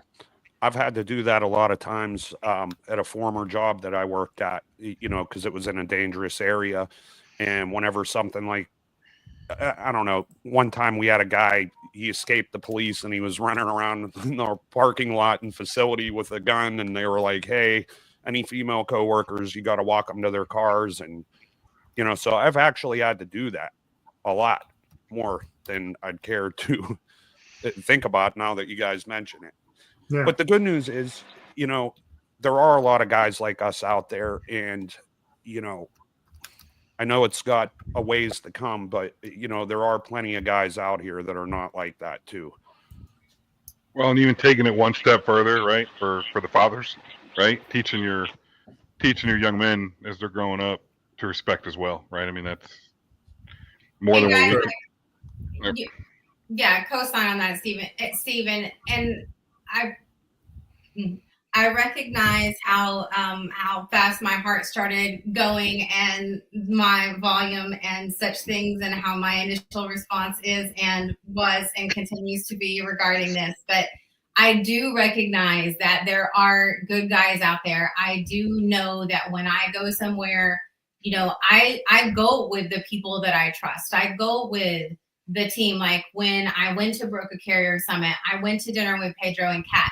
Like, I mean, my guy knew I was doing FaceTime with him. Like, he knew that I was with Kat and the crew from the lounge. But, you know, I was remarkably aware of my surroundings. The people that I chose to be with were trusted people that I had known for some time, whether it was virtually or not, still people that I had been in touch with for some time. And those are things that you do. But again, like, sometimes you don't have the luxury of those situations, like Jeff was talking about, when someone is new in sales or something like that. And the thing is, like, whether people want to admit it or not, you know, we want to stand up here and say, like, oh, hey, you know, if someone was that way in a particular group, you know, there are you know, they wouldn't be allowed to be whatever. Well, they wouldn't be allowed to be whatever unless they're holding a massive book of business. And I'm telling you right now, if you talk about a brokerage that doesn't have a, what's the thing called where the customers don't leave and follow all those, what's that thing called? You know, where salespeople non-solicit book or not take their book or whatever that's called. You know, if the company does not have a way to keep those customers without keeping a shady individual, I'm not going to automatically expect a company to do what is right in that situation, because I've seen too many times that they haven't. And money over personnel. I'm telling you right now, like, here's the thing. When it comes down to it, it doesn't matter what we're talking about. If we're talking about politics, and I'm not going to, we're talking about whatever it is, you're talking about power and greed. And those two things will drive all of the other things. Yes, so we need to make changes in society regarding specific things for behavior. Absolutely we do. Are we 100% going to allow finances to impact how we make those decisions? Absolutely, we will. And I'm not saying those things are right or appropriate. I'm just saying, like, I mean, I know I'm just meeting a couple of you guys, but some of you've known me for a minute, and you understand that, like, when I go on a show, when I talk to you in person, live, or on the interwebs, you are going to get 100% authenticity. And sometimes I try a little harder than others to sugarcoat things. A Friday is not a sugarcoat day. And that's just, them's just the dice, and that's where it rolls out. So, but I do truly, like, understand, Anthony, and I recognize and appreciate those of you, those men that do go to these conferences and do look out and that kind of thing. But again, like, sometimes these things are so, like, subtle, you don't recognize that they're happening. I told you that the one girl that was talking about it, I was in the same vehicle when this allegedly happened, and I'm like, I had no idea that went on. Like, I would have taken care of it right then and there. Now you got to be more cognizant of your surroundings constantly all the time, because it's happening, and a lot of people, to your point, Adam, are blind to it. You know what I mean? It's those who know that it's happening and they've seen it. Now you know what to look for. So, yeah. Love you too, Kat. Well, we got a visitor over there. Yeah. And I'm going to end this one on this. So we can would it be fucked up if we moved on? Like, because we got serious. Yeah, no, I gotta like I need to run. Like I've kept Grant No, I waiting. don't want to say it like that. Like I want everybody to get fun again. Hey, can I throw? Because I'm like, there is a group of men, and you guys are all talking about something that like you need a woman's input on. So no, I love it. No, to be something I was no, a little bit like, you know. All I was gonna say is I'm gonna just say this part, and even though Hunter's not here, Hunter would agree. If you're ever in an event, ladies, and you want to make sure that you're taking care of your safe, you just come hang out with the lounge, because the folks that we move, the folks that move in our circles with. The folks that move in our circle, they would not tolerate none of that bullshit. That's not right. ever, Hang out with any one of us. In the littlest bit. I'm telling you, like I don't do that. I was raised by a single mom. All the most powerful people in my family are women. I'm serious. Like I've got some alpha males in my fucking family, but the women, they run my family. Like that's just the way it is. We're just predominantly women. And I grew up watching strong ass women like control stuff and take care of business and be down with their husbands. And I have the utmost respect for ladies, and I will not tolerate that shit ever, ever, ever from anybody, anytime, even my bestest best friend, my kids, my brothers. I don't give a damn who you are. You will never disrespect a lady in front of me unless you want to have, actually, I'm just saying this. You better have yourself a really good fucking dental plan. That's all I'm going to say. You better have a really good dental plan. So not on this topic, but right before that, when we were talking about how Pedro and his wife interact, like you guys have actually, a couple of you have met them in person, but I've been friends with them for long enough to be on the phone while they're interacting. And I'll tell you what, man, they have a really good marriage. They bust each other's chops so hard, but you can tell how much they love each other, you know, and it's a really good thing. I was laughing today on the phone with them. Josh, if you want to come on, hit me up, bro. I so meant to text you. I forgot. If you want to come on, let me know. I'll drop you a link. I only didn't because I know you got some family stuff going on. So let me know. Hey, guys, I'm gonna pop off here. Speaking of good relationships, I've kept mine waiting. So. Bye, Claudia. We love you. I love my Have a good weekend. I will Claudia. end this with saying, like, soon. We'll talk soon. Yeah, we'll do, Jeff. I will end this with saying that I'm in my mid 40s and I've had plenty of shitty relationships and whatever. And I will say that 9 years this month with Sugar Bear, and it's been great. And it's really cool to be in the group of when like I randomly hear people that are like our friends or like friends of our friends will say something about like the way we interact, the way we talk to each other, the way we respect each other. And it really means a lot. And I know that I don't have any issues or worries about him when he's away. And he knows that like when it comes to my side, that's not an issue at all either. And it feels really good to have that trust. And when you find like someone like Pedro has, like I have, that provides that. And so those of you who are listening, if you don't have your lifetime person, I hope that you find it, because it's the best fucking feeling ever. And I'll throw away everything else to have that. It's great. So on that, I'm going to go deal with that situation. And it's good to see you guys. Thanks for having me on. I want to apologize for my rant, but I don't, because like it's Don't ever apologize. Don't ever apologize for it, Claudia. But nonetheless, I know that I can get a little passionate sometimes. Well, So and I like what Katya said on there too. She said, you know, women need to speak up. If you don't like what someone says, just confront them. Staying silent doesn't do anything. And as fathers, we need to teach our daughters to speak up. And, you know, the last thing I'll say on this note, because the one guy said, you know, teaching his daughter to throw a mean left hook. You know, I teach, my daughter goes to boxing and she is nasty. She's 11 years old. You don't want to mess with my daughter. Yeah.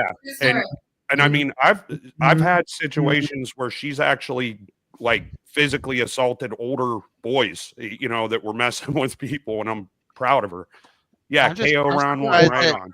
I'm surprised that. All right, bye guys. Bye, Claudia. I didn't mean to get that like down real negative, but I did just want to like. No, it wasn't a negative. Go enjoy your weekend. Bye. Not a negative. Bye, Claudia. We You know love what's you. There you go. negative is Katya is negative because I'm convinced she's a bot because she got banned from LinkedIn. I fucking agree with that shit, bro. I agree with that. She was all over and then she just got banned. I'm telling you, I think it's an AI. I think she's AI, bro. I agree. Adam.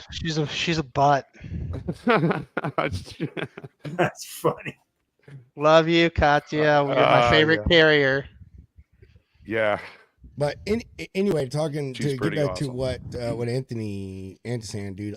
When it comes to your marriages and your relationships, man, you just got to get to that point where all you do is shit talk. I'm telling you, I watched. Hold on, I watched this. I don't know if I saw it on TikTok, but I saw it on social media somewhere, and it was probably the most truest thing that I've ever seen when it comes to talking about a man's true love for a woman.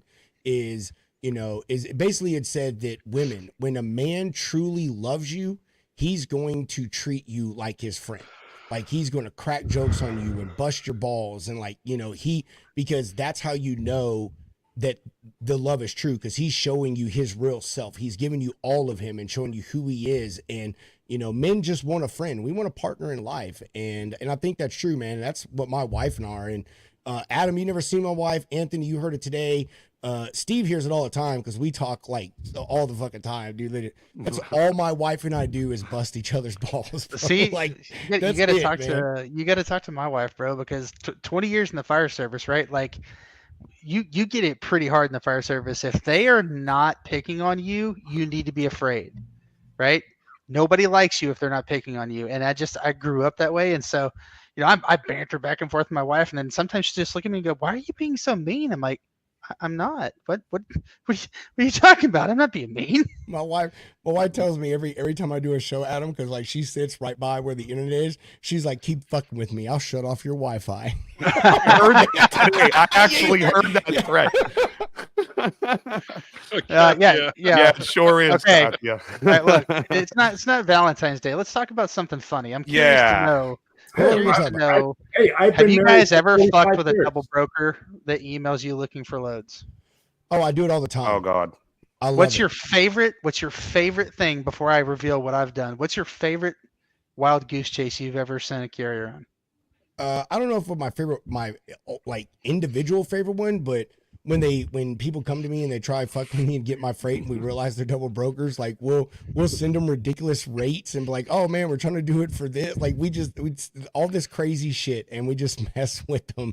That's my thing, is I just play into it, and then right before they say send me the rate con, like I send them an email with like a gif of an FU finger or something like that. Like I just like playing with them, man.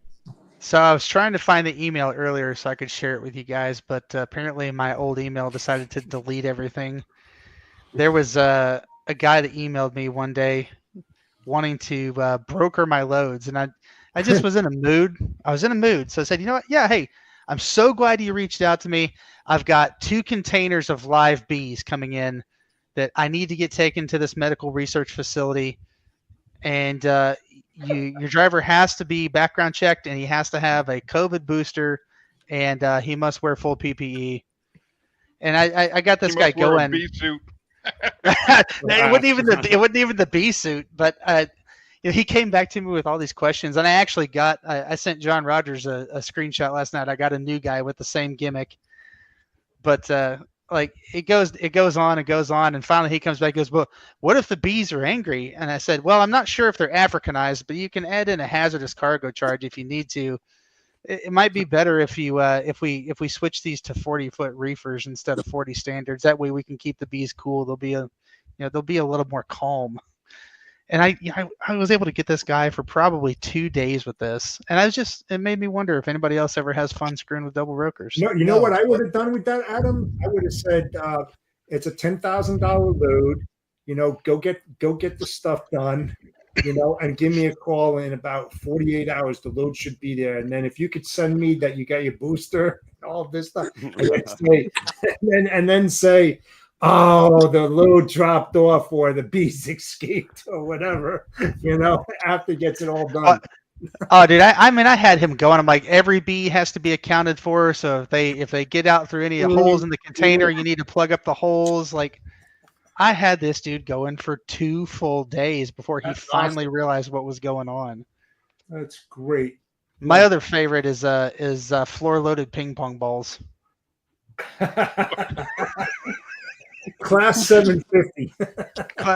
Class 750. It's driver load and count.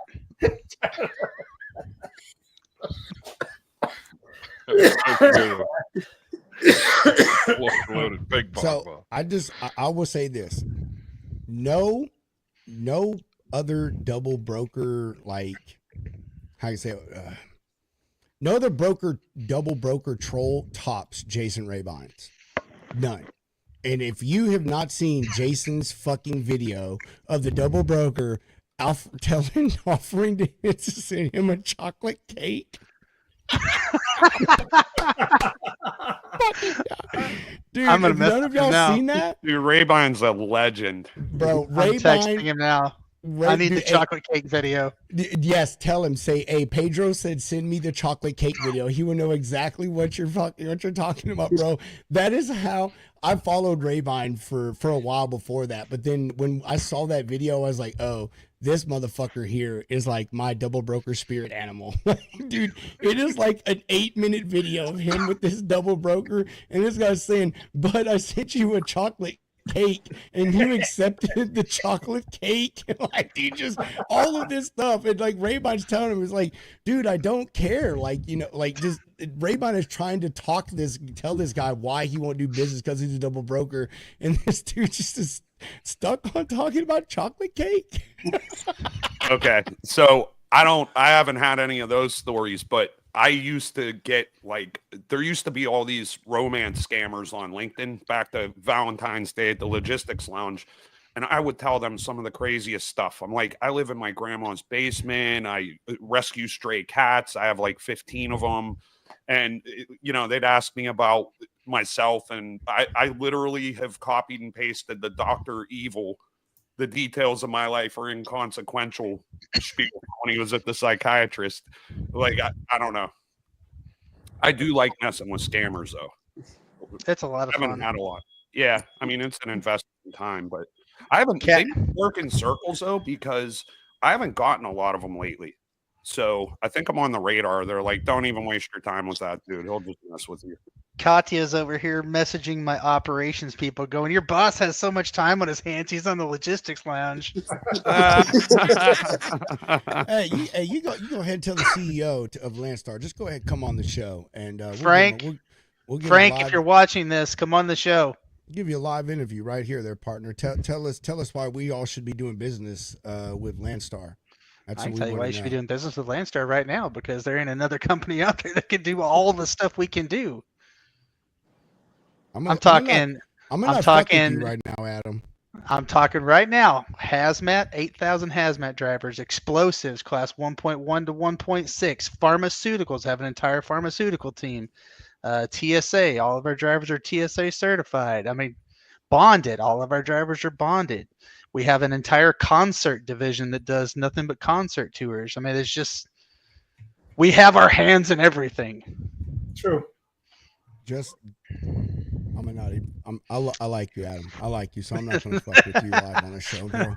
I like you, so I'm going to fuck with John, my brother from another mother. Dude, I ain't seen your face in forever. Good seeing y'all again.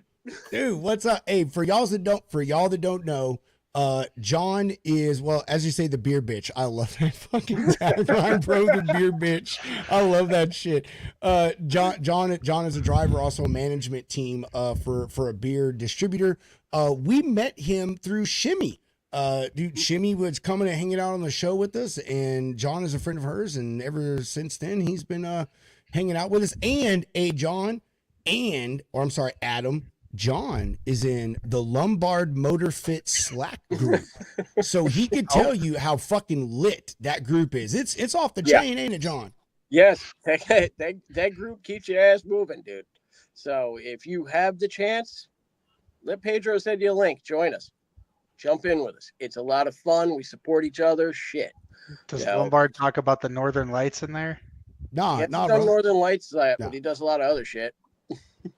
Dude, it's All right. it is awesome. I'm telling you, like, I don't know how many of us is in there, but dude, there are people that are in all walks of life in logistics and in all walks of life of their health journey. Like, there's Lombard and Joe who they literally do marathons. I mean, they train for marathons. But then you got people like John and myself, who we're just trying to lose some weight and be healthier. I mean, there's all kinds of folks in there, man. I mean, people from all different walks of life and all we do is pump each other up, man. Like that is it. It is just, it is nothing but accountability, motivation, and a little bit of shit talking in between. What's shit shoot me an invite. If I could lose another 20 pounds, I'd be happy. Dude, it's got great information. Hey, I'm telling you, I accredit. I accredit and John is a testament. John and I are living proof of what Lombard motivation. Oh, look at him combing it. Look at him combing it. He's grooming live on camera. Hold on a second. Let me get it into a point. There we go. I was wondering if anybody was going to say anything. I was sitting here watching it. I'm like, is anybody going to do it? Listen. Jeff and I go back 2 or 3 years now playing golf together at the agent convention. We have a good time. We had a little bit too much fun this last year, if I'm being honest. Oh my God! You gotta do that again. That was hilarious. You just need to come down to Florida, buddy. Come visit the partner. It's a business trip. We'll go play. Sounds good. Jeff and I tried to play golf in October at Broker Carrier Summit, but that didn't happen. True. True. Why not? Yeah, we're not gonna say. We're not gonna say. It just didn't happen. Hey, Jeff, you gotta admit. Too much water. You gotta admit that son of a gun walking out of that clubhouse without a shirt on. Oh my God, that was the funniest shit ever, bro. Right past the freaking Texas State Trooper, Ranger, whatever it was. I'm like, what the fuck? Oh man, if the person who we're talking about, if you're watching, we love you. I love you, man. It's just a fucking joke. I don't know. That's debatable whether or not we love him after that event. Oh no, I love him. I love him, man. I do. I love him. Hey, he's a character, and you ain't got no choice but to love him, man. He's a good guy. He's a good guy. Funny, bro. Too bad. I don't know. I need to outdrive Jeff. Jeff's got to work on his short game. He cost us a lot of putts this last tournament. What? Are you serious, right? We came in 5th, Jeff. That's all I'm saying. Like we were 2 strokes away from 3rd. Wait, so you mean golf is supposed to actually be competitive? I thought it was just supposed to be fun. We had no idea if we were competitive or not. we were hitting into a 20-knot headwind, and we were probably 5 or 6 transfusions deep. So if the ball went straight, I was impressed. And I might actually above all, we came 6 under too. Yeah, 6 under with a 20-knot headwind. Go there. That was freaking hilarious. That was a lot of fun. It was a blast. Where was that? It's a Landstar agent convention. They have a convention every year for every agent that does over $1 million in revenue.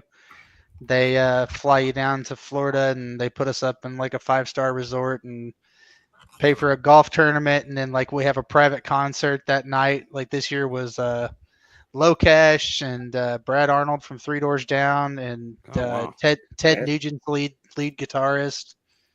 That's awesome. It was a good time. Yeah, it's a blast. Hey, talking about Ted Nugent. You know, I have a Ted Nugent signed guitar sitting 4 feet away from me. Okay, I'm kind of jealous. Yeah, I'm completely. My wife's stepdad has been to Ted Nugent's ranch here in Central Texas. Yeah, he's got a lot of good horses down there. So my claim to fame is I went to church with Troy Gentry from Montgomery Gentry, and they let me come up on stage back in 2017 for the agent convention and sing One in Every Crowd with them. Oh wow! And they signed my cowboy hat I have, and I was gonna donate it to charity, but then he died in a helicopter crash 6 months later, and I couldn't let it go, man. I've kept it all these years. Wow. Sorry, man. I don't know if it's up here, but you were talking about someone that passed. Jason David Frank. You know, he was the green and white Power Ranger My brother's best friend runs all of his martial arts schools now, but Jason David Frank autographed a bunch of stuff for us. Like I've got a pop that is autographed by him. I've got an action figure that was never released that we got autographed by him, everything. And I never thought about obviously selling it, but I will say when he left us, I went and looked, and like those things went crazy, skyrocketed through the freaking roof, man. Yeah. And I'm sorry. No, go ahead, Anthony. I'm done. I was going to say that's very tragic. But speaking of the Power Rangers, did you guys ever read about when the Red Power Ranger like killed his roommate with a samurai sword? And it's like he killed his roommate with a samurai sword, which brings up a couple things. Like I'm sure your acting career isn't going very well if you have a roommate. But like, wait, was this the original Red Power Ranger? I don't know. It wasn't the original one. No, it wasn't. But Okay. I think there's actually a documentary up on one of those. There like, is, Netflix bro, or something. there is a sick ass fucking documentary about the Power Rangers. It is not on Netflix. It is. So I'm a huge documentary nerd. So if you want to know anything about documentaries, you just fucking ask me. I think it is on Paramount. I think it's on Prime. Actually. I think it's on Prime, Amazon Prime. I don't think it's on Netflix, but I know what you're talking about, John. I actually have it in my list right now to watch not the original one, but an offshoot of the Power Rangers documentary. It's fucking crazy. Documentaries are a blast. I love documentaries, bro. I fall asleep every single night on Samsung TV. There's a channel that's called Modern Marvels TV. You know, the old History Channel. Oh, yeah, History Channel, bro. Dude, I literally put that shit on to fall asleep to every night on the couch. Have you seen the foods that built America? And all of them. Yes. They're incredible. Yes. The stuff you learn, like the one on the power brands that built America, Walmart and Costco, like it's just crazy. It's crazy. Funny thing, you talk about that. One of the slides, I don't know if it's in the current intro video because we've got like four of them, but one of the slides in the video, it talks about barcodes, how barcodes were originally used for to keep track of rail cars. And the first barcode ever used for a consumer product was for a pack of gum in Ohio. I learned that off of the fucking History Channel. I see. Yeah, I learned so much off the History Channel. It's my favorite channel ever. Me too, bro. Hell yeah. All right, so I got a new question for you guys because I'm curious because I'm delving into the world of concert tours. We've done a few small things, gear transfers and stuff, but I'm putting in some bids on some big tours this year. What is the one aspect of freight or mode that you don't currently do that you would love to do? Concerts. Yeah. Yeah, I mean, the company I work for does them, but I don't personally. We have a division too that does that's all they do is concerts and events. With that said, though, I do have a customer that I ship certain items to events, for some of those production companies that actually organize them. Yeah, trade shows and productions. It's productions mostly. What interests you the most about it? Because I'll tell you, for me, it's I love the fact that you get to bring joy to so many people. Yeah. Over the course of the tour. That's just everybody works and they slave away, and you go to your favorite artist to see the show and just relax and unplug for a few hours and just sing your heart out. Right? There's just the thought of getting to be some small part of that is just the coolest thing ever. Adam, I think Lasser moved some of the era tours. Yeah. So I was referring to different types of events, not necessarily music venues. I'll tell you what, I'll hit you up in the DMs and I'll show you some of the stuff. I don't want to talk about a customer publicly on a podcast. Yeah, no, that's fair. I'll hit you up, Adam. Pedro, what about you? Man, you know what? I don't know. That's a really good question, Adam. That really is. Dude, honestly, something like I'm just wrapping up now with this generator project. something that just directly affects people's lives. And I don't want to hear no one in the comments of, well, trucking affects everybody's lives. Yeah, it does. But I mean, like on a super personal level, like this generator project.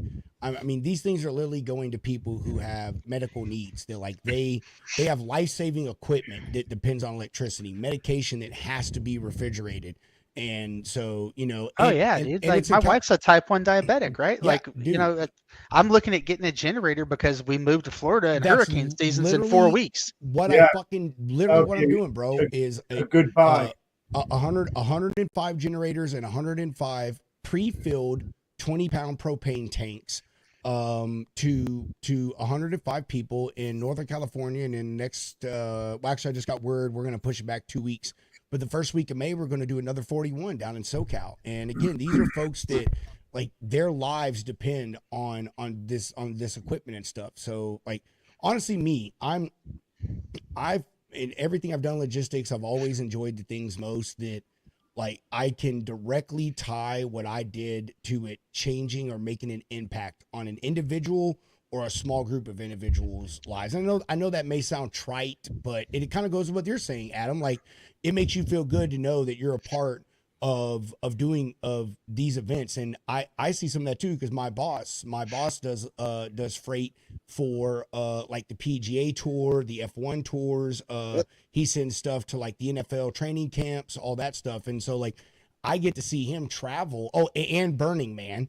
I get to see him travel to these oh events. my God. No, Yeah, to never where again. to where Never he again. sends He freight went to. once. It never John. again means you went there once. I'll never do a logistics project for Burning Man ever Let again. me tell you this before we ask John How everyone about else. Coachella? Here's how I would love crazy Coachella. Burning Man is at my company. So my boss Kyle Graves, and he is, I can't remember the term. They have a term within their little circle of, I think I don't want to say it's burners, but anyway, he is a part of a group. So if you guys don't know, when it comes to Burning Man, you can go by yourself or you can go in camps. And when they do these camps, it's 5 people, 10 people, 20 people, whatever, and you all put in and you go. The thing about Burning Man is it's literally a lottery. They only have so many spots that you can get, and every year they make people bid on it, do this stuff. Here's how serious Burning Man is to my boss. Our company is probably 40-ish deep at this point. My boss will make every single person in our company sign up for a Burning Man thing. And if you prove to him that you signed up and you go and bid, he gives you a bonus for him to get Burning Man tickets. So like, that's how fucking serious this stuff is at my boss. So I did a project for Burning Man for another broker, and it was the year that they had the flooding rains and the entire last year. Yeah. And year before, but the entire playa became nothing but a freaking mud pit, and it was just a nightmare, dude. God bless. I was getting, you talking about that was my boss was sending us live footage of all that shit going down, of everyone sitting there doing that stuff. And like my boss, like they were just sitting there chilling, like they were just hanging out, because he told everyone, like, you're not getting out of here, like there's nothing you do, let's just all hang out, whatever. And because we're in logistics, like my boss, like they plan for the worst case scenario. So they have extra supplies and all of this shit. So like when everyone was out of stuff, my boss and them was sitting there flush on like water and food and everything. And people are coming up to them, like offering them crazy amounts of money to buy water and shit from them. It was nuts, man. Oh, dude, it's crazy. But yeah, you're talking about moving stuff you're passionate about. That's one of the big reasons I love hauling the ambulances and fire trucks, right? Like I grew up wanting to be a firefighter. I was a firefighter. I was a paramedic. Still am a paramedic. But knowing that we're moving those trucks to go to someone's community and go in service to help save lives. Yep. There's nothing better, dude. Those are some of my favorite shipments. I liked her comment that she just put up too. She's hauling medical equipment, helping people out. Yeah. Very nice. So how did a robot post that though? I know, it's fucking AI, bro. It's smart. It's smart as shit. John, what about you, man? What about you? We know you're a beer bitch, but if you weren't that, what would be your number one thing for freight? It would probably have to be something along the lines of what Katya posted. It's let me have something like medical equipment or something like that that's going to make a difference in somebody's lives. Because I've spent enough time in this industry where I'm enabling people to just get drunk, fucked up, and become assholes, that it might be time to start helping some people. Wrong fucking answer, John. You were doing the Lord's work. You're making it so you don't know like, just how many people you help in your food delivery. You were doing the most important logistics that there is to do, man. That was the wrong answer, bro. You should have said bro. what I'm doing right now. You're making it so the rest of us can function enough to do those things. Boys, I've had a blast. Uh-oh. Adam, you're on the radar, buddy. Well, it's because those trucks just magically show up and deliver on time. What can I say? TQL would probably use you for the same reason if you talk to him. Oh, no. Hey, I tell you what. Oh, boy. I'll tell you what. One of my really good friends, unfortunately, he's on this podcast, Adam. He called me up. September last year. I think it was on the 27th or 28th, and he said, "Hey, can you help?" And this is all relevant to what you guys are talking about. He goes, "Hey, can you help me out with like a fundraiser or something for Asheville and Western North Carolina?" And I thought about it, and the Hurricane Helene hit there on the 27th of September. I said yes, and I have been present down there since the 30th, and we are still doing it 7 months later. That's and you're right. man. There's nothing better than supporting people that are in need. I mean, right now, we are building beehives and doing agricultural stuff because of the high waters and the toxicity. It took all the black dirt out of Asheville area and the whole surroundings, Bat Cave, you name it, all down there. And we're building this up because they can't create food because there's no pollination. It took all the bees out of there. I mean, you're talking millions and millions of bees that help with these plants to pollinate them so they can grow fruit. And that's what we're doing. We're building roads down there as well.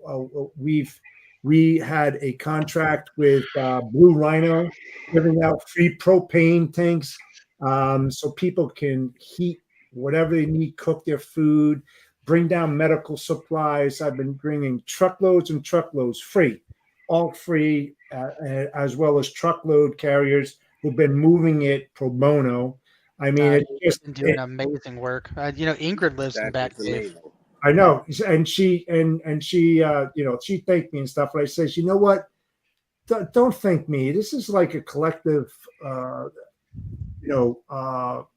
goal, collaboration to get all this stuff down there.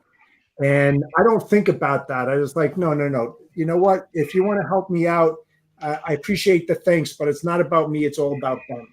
And it really makes you feel good about it. And I am down there. It's not a sprint, it's a marathon. And I have weekly calls with a bunch of people that we discuss. What are our next priority? What are we going to do next? What do they need? I mean, I could tell you instances and talk hours on this, but it was all because of this gentleman right here that just gave me a call and didn't know that I was going to do it. And I'm happy. Bro, I was just trying to do a one-time thing and help collect some medical supplies. You've killed it. You've taken it so far. I've been blown away at what all you've been able to do. I'm blown away from all the people that I got involved that from the North Carolina Cavalry, from state police to firemen and the fire chief down in Bat Cave and Asheville, and just I like talking to people, and it just blew out of proportion in a very good way. And it was just like it was just crazy. Our fellow Landstar agent lived up there in East Tennessee, and she talking about her community. We got stuff for her community, but one of the things that touched me the most out of that whole thing was talking to my buddies that were over there doing search and rescue, and they were talking about how the Yellow Jackets had been disturbed so badly that they had become hyper aggressive. and there were multiple rescuers that were having anaphylactic allergic reactions when they had never been allergic to bees or yellow jackets or hornets before, and they didn't have Benadryl. So like I went and bought like $200 worth of Benadryl and got it to people, and I just the things you heard and the stories you just it was crazy. We built platforms so we could get people off the mud and dirt. And I think Adam told me about this story that really drove me. And correct me if I'm wrong, Adam.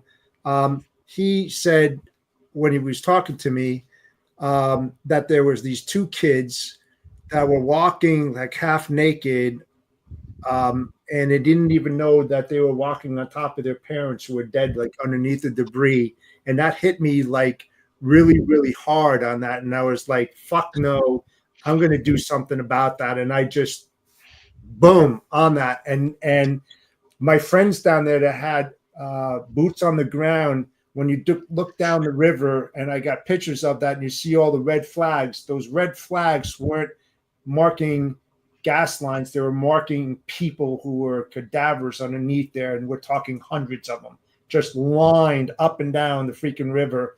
Nasty shit, people that's homes lost everything that they ever worked for. And this is I wouldn't say poverty stricken, but low income, just like their great grandfathers and their great grandfathers. Yeah, man. Appalachian people, when I was a landman, I never knew what real poverty looked like in a city until I went to certain areas in Appalachia. And here I'm coming and bringing money into their communities.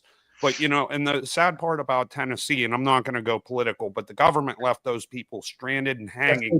And the trucking community and all kinds of different communities came together and did what the government couldn't. They built roads that would have taken the government years to do in a short period of time, mules hauling supplies in and out, and FEMA did nothing. They did nothing. And and not only nothing, I'm sorry not to interrupt, but they actually hindered people that were trying to come in and help. Yeah. And I'll tell you what, we were renting heavy equipment.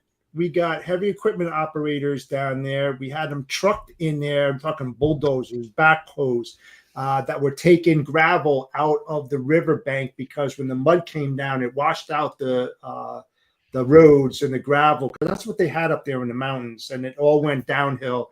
We're dragging that up, putting it through washers and everything, putting it back on the road, rebuilding wooden bridges, because that's what they had up there. They didn't have the steel. They had really hard structured wooden, bridges that we rebuilt and everything. We built all these 24 by 15 platforms. We ran gas lines. We ran electricity in there. We were working around the clock, and we were supporting them. I mean, I wasn't down there, but I just kept on feeding them the money, and thousands and thousands and thousands of dollars, and we just had this meeting this past Tuesday, working with them, and I said, we're going to be there for years. We're going to be there for years. That's how long it's going to take. And there's so much priorities down there that as a team, I created this board, and we have to vote on where would be the biggest impact, because you can't, if you just do nickel and dimes and 5% here, 10, 15 there, you're not going to accomplish. If you just focus on a major thing that needs to be done and get that done and move on to the next one. There's just so much shit down there. It would make you sick.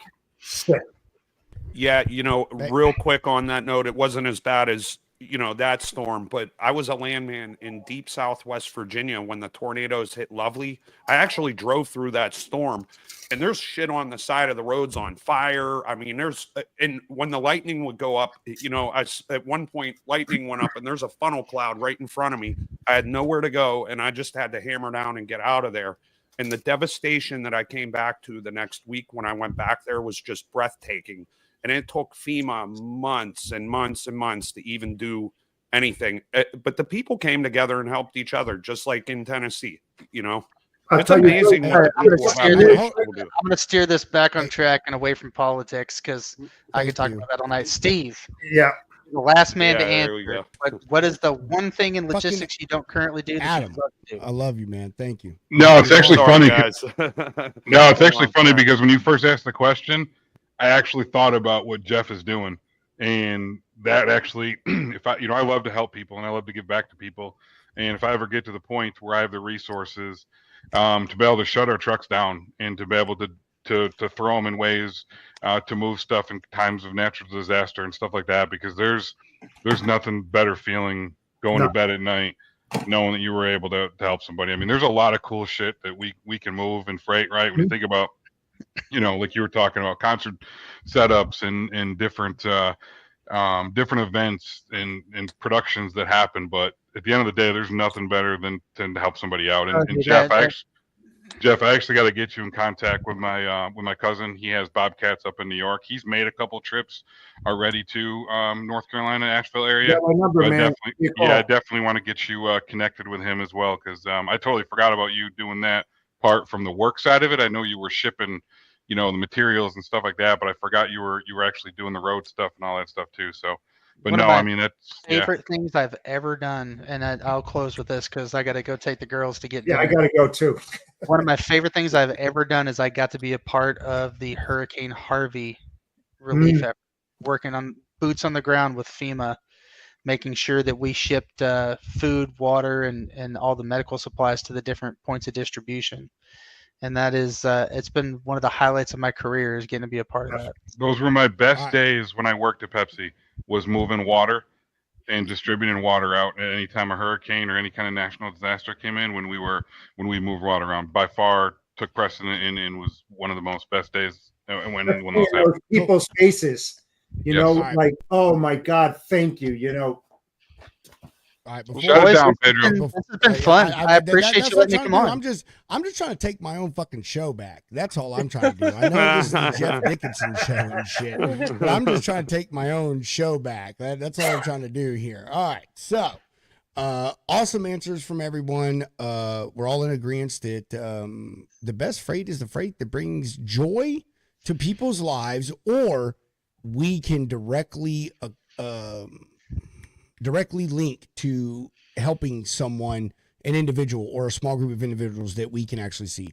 And I think that is honestly the power of logistics. It truly is, those are the things that matter the most. Yeah, we keep each other, we keep the country. Sorry. Didn't want to do my beer burp in y'all's ear. We all keep the country moving. We keep toilet paper on the shelves. For all you fucking crazy people who think that when the world ends, toilet paper is the most important thing, you really need to fucking look at your life priorities. I am still pissed off about that. I know. Let's not get into it. I'm just saying that goes to show that when the world ends, people's priorities is how can I wipe my ass. Go and sit in your toilet paper fort and think about what you've done. I ran out and I went to 8 different stores to find toilet paper. Here's the funny thing about that, and then I'll end this and then I'll go to you, Adam, for final comment. So I literally still have sitting in my in my garage. And this is how smart I am. When all you other people are out there talking about buying your fucking 2-ply and 3-ply Angel Soft stuff, I was like, you know what? I'm going to go and get me some commercial toilet paper. So I literally have a box, dude. It's got, 10 rolls in it. I'll take a picture of it. I'm going to send it to you, Adam. Of the commercial, of the rolls of paper you see in the truck stops, bro. Yeah. Yes, 1,000%. You got the John Wayne toilet paper. Bro, yeah, when everyone else, that's it. When everyone else, because everybody's like, man, forget all that shit. Like, I got a logistical question about that. How'd you get it on the roll? Huh? How did you even get that on a normal Sam's toilet Club, paper roll? baby. Sam's Club. Boys, y'all just don't even know. How do you get that on a normal toilet paper roll in your bathroom? Later, Adam. Let me come on as a blast. Later, bro. Deuces. Adam, I'll always talk to you, man. Hey, Sam's Club, Anthony. I'm serious, bro. People Guys, realize like Sam's Club. Thing, I'm gonna run too. Yep. We're about to deuce it out here in a minute. Bye, John. Love you, broski. I gotta go, man. I'll see you. Yeah, bye. Jeff, All right, guys. Oh, then there were Anthony, 3. someone just hang with me till the end. I just need I'm one with more you. person Yeah, on we're here. with you. You're so full of chocolate.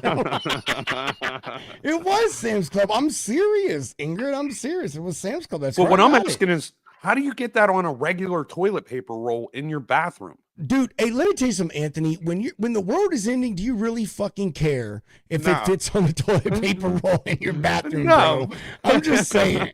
Like, do you really care if it is conveniently located on your bathroom? No, you don't. It depends where we are when the world ends. Whatever. I'll tell you what, we'll figure it out. We're in trucking. We can figure out pretty much anything. That's it, dude. You can. There you go. That's pretty innovative. There you go, bro. Hey, I'm serious. I'm gonna send Where you a there's picture. a will, there's a way. I'm gonna send you the picture, Anthony. I'm serious as hell. It is still sitting in my garage right now. Toilet paper never goes bad. You know what I mean? So, no, dude, it's good forever. Hey, I have a stockpile of medical supplies as well. Like, you know, That's the awesome. world ends. What are the 3 main things that are gonna matter? People think that it's food and all this other stuff. No, it's gonna be ammunition, toilet paper, and medical supplies. Medical supplies, bro. I'm telling you, I literally have a bag sitting in my closet right here that I could do open heart surgery on someone if I had the knowledge. Yeah, for real, bro. I am serious about the end of the world stuff. Anyway, all right. She says, I'm hungry. Put it back up there, Steve. See, Steve, I'm not used to you having the same abilities that Hunter and I have. You see, I'm still getting used to this. You gave him some control over I there. did give him some control. That's right. All right. Hey, so Steve's got to go. I got to go. You got to go, Anthony. But what we're going to do is we're going to end it final or exiting comments, questions, concerns, updates, or plugs. Fucking Ingrid. Steve, you first, my friend. Oh, no. No, go ahead, Anthony. You know what? I'm glad you brought back Freestyle Friday. This thing's a blast. It's a great chance for logistics people. I mean, because we are such a tight-knit community, even though it's large, you know, the inner circle is pretty tight, and I just really enjoy this. I'm glad you brought them back. And it's fun watching Katya trolling Adam, too, the whole time. And him trolling her back. Mr. Dre, what about you? Don't forget to check out Dre's Junkies on Tuesday. We got the Pigtail Widget team on there coming on to talk this coming Tuesday. And please, if you don't already go on and check out truckingnewshub.com, please do. It's not a business. We don't make any money off of it, right? It's really just a convenience. Brings everything together, and and let us know if there's anything on there that you want added, right? It's going to be part of the Freight Fraud Task Force as they roll that out. And I just appreciate everything you guys do, and I agree with Anthony 100%. I am thankful for Freestyle Friday coming back. I miss these. Watch out. Ingrid, She's on the rampage. Ingrid, you're welcome anytime, Ingrid. I'm gonna just start randomly sending you the links to the show, Ingrid, because you already know you can come on anytime. You're one of the OG homies. Anthony Weiser's shirt, #Free Trent, when I've been on LinkedIn. I'll tell you later. Katya, we covered it earlier. I'll fill you in on that. You're lost. You got to go back. Ask Anthony. He'll tell you. And Katya, whenever you're ready, let me know. I'll drop you the link so you can buy yourself a #Free Trent shirt. It's a fucking movement. It really is. All right. So actually, let's say this before we end the show. Anthony, Mr. Dre, thank you very much for the compliments on Freestyle Friday. We pulled back on it because some people were abusing it. Nate, thank you very much. Only reason I didn't send you a link, Nate, is because I knew you were traveling. So don't think that I forgot about you. I thought about you and Bane, but I knew you guys were traveling, so I didn't send you one. I didn't want to bother you. But Nate, if you ever want to come on, you just let me know. I'll send you a link. You're always welcome. Yes, you used to. Let's do this again. Love you. We love you too, Ingrid. You be safe out there. And don't you and Rob be holding up the Austin, Texas city streets anymore. That was just horrible of you, Ingrid, to be just shutting down downtown Austin so you could back your truck into the Motive event. Absolutely horrible. She's been in LinkedIn jail for months now. We should get some free Katya shirts out here. And we should. Yeah. Hey, we get some free Katya shirts. Let's do it. let's do it. I'm in a depth sky. Exactly. He's traveling right now. Who you call? Dude, hey, yes, call me, Nate, because I talked to Jenny last week. So yeah, let's 100% talk, man. Hit me up so we can talk about things moving forward, freight movement and all the stuff you got going on, so I can make sure that I support y'all as well. All right. Serious note here. Damn it, Ingrid, fucking back on track. We're saying closing statement. I know, babe. You know how this is. It takes us 18 minutes to get this show done. Elabal, Monster, California. We feel sorry for you, Ingrid. Nobody likes driving into California as a commercial driver. And if you say you do, you're an absolute liar. Late, safe travels, bro. Have fun at the BCS. I'm sorry I miss you, but Hunter and I just couldn't get the time off. And I have this, or I thought I had this other part of this generator project going on next week. It just got pushed back 2 weeks today. So, but hey, is what it is. I'm not trying to fly out last minute and get screwed with the high prices. So, to some serious shit. There you go. To some serious shit. All of you watching, we have a very good friend of ours, Shimmy Munson, the Shimmy Shim Shim Cocoa Puff. She has posted some stuff. I don't know if she's put it on any other platforms, but at least on X. Shimmy put a post in there. She has a GoFundMe. We are not about promoting worthless GoFundMes, but she has one for some legal help with some stuff that she's dealing with in her personal life. Let's just say it is very, very important. I'm not going to get into it because it's not my business to spread other people's business, but go on X, look at Shimmy Ships. That is her handle on every single one of her platforms except LinkedIn. It is Shimmy Munson. Shimmy Ships. Go there. If you see on there that she has posted her GoFundMe, if you can donate, if you can't, at least share it. Very much promise you it is going to a good cause. Help this young lady with her legal fees. And that's really all I wanted to say on that. Otherwise, thanks everyone for joining us on our first Freestyle Friday that we've had in, I don't know, maybe 6 months. It was absolutely a banger. We hit triple digits pretty dang quick in this show. So that just proves to us that all of you lounge lizards have missed the Freestyle Fridays. We had an incredible cast on tonight. Everyone from oversized truck drivers to brokers to shippers to, well, Anthony. No, I'm joking. I don't know what you would classify me as. I don't know what would classify you as either. Yep. So, sorry, Steve, go ahead. But we, again, appreciate everyone for hanging out with us. We're going to bring back Freestyle Fridays moving forward. We're going to have 2 a month. If you want to hop on, please let us know. It does get packed. Y'all didn't notice tonight, but for about the first hour, we kept the screen full, and we had probably 5 people waiting backstage.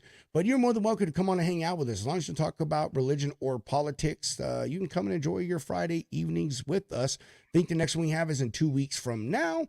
But next week, we've got some pretty good stuff going on, and I totally forgot to pull up my calendar. Let's do that real fast so I can tell you what to look for. God dang, Steve. Steve, you're a horrible fucking co-host, man. God, so I need Hunter back. Let's see. Hey, I don't have access to your calendar. I know you don't. I'm just giving you shit. Next week, You should give him access. We have our friend. He has access like every fucking thing. This dude have access like all our legal documents and stuff, man. That's how much we trust Steve, him and his brother. Yeah, that Steve's on me. All right, next week, we've got Adrian Betts coming on. He's going to talk to us about the warehousing space. Really been trying to expand our content and get into more things that touch logistics more than just brokers and carriers. Wednesday we had on someone in the real estate sector, and next week we're going to dig more into the warehouse stuff. So Adrian Bett's going to come on and join us. And the next Friday we have Tyler Boyd from Bowline Logistics. They are an amazing asset out of Canada, moving open deck, all kinds of crazy stuff. If you don't know Tyler, I don't know where you've been. Bowline Logistics, make sure you go and follow them. It's going to be a great time. And with that, hey, y'all just you just have a wonderful weekend. Steve, if I say, hold on, let's do this last thing. What is the Logistics Lounge doing a BBQ? Funny enough, we're actually trying to make those work, Katya. So we're trying to do what we call the Logistics Lounge in person. Hunter and I are trying to make it work. We're trying to find some spaces to where we can do our take on the transportation clubs. Love the transportation clubs. They're great, but let's be real. They're kind of and they need a little bit of spice into them. So we're working on that, Katya, and we will get back to you. Since I would probably have to do the cooking, never, I don't fucking know what the hell my crazy wife is saying. She's texting me, asking me about food. It's funny. She doesn't know, bro.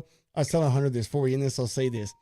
So I love automated replies, and I send them to people just to screw with folks. And if you don't know what I mean, like someone will send you a message, and like every social media platform will give you a suggestion of what you should reply to it. And I do that stuff to people just to see how long it takes them to catch on. So I've been replying shit to my wife that is automated. She has no idea. Babe, I love you. I'm just giving you a hard time. With that, we're going to end this, Mo. Oh, actually, Steve, if I say Dirty Dre, roll this beautiful bean footage, do you know what to do? No. All right. Back on track. We're saying, yeah, I know. Yeah. Cat said, put it back up. Yep. All right. So, what you're gonna do, Steve? What you're gonna do? I'm gonna school you since you're the new co-host here. You gotta hold up to Hunter standards. When I say it's time to roll that beautiful bean footage, you're gonna click that in stream button up there in the top hand corner. Do you see that? Yeah, I got it. All right. And when I you knew hit that it, was there. there, and see how it does that drop down that says play outro and in stream. So when I say Dirty Dre, roll that beautiful bean footage, that's what you're going to do. Are you ready, Mr. Yes. Dirty Dre? I'm ready. All right. Hey, as I always say, chuck them deuces. Dirty Dre, roll that beautiful bean footage. The views and opinions expressed on this show by its guests are not necessarily those of Lounge Media Group or the show host. So if you sue someone, make sure it's the party responsible for hurting your feelings. Also, grow up, be an adult, and understand not everyone thinks like you. And that's okay.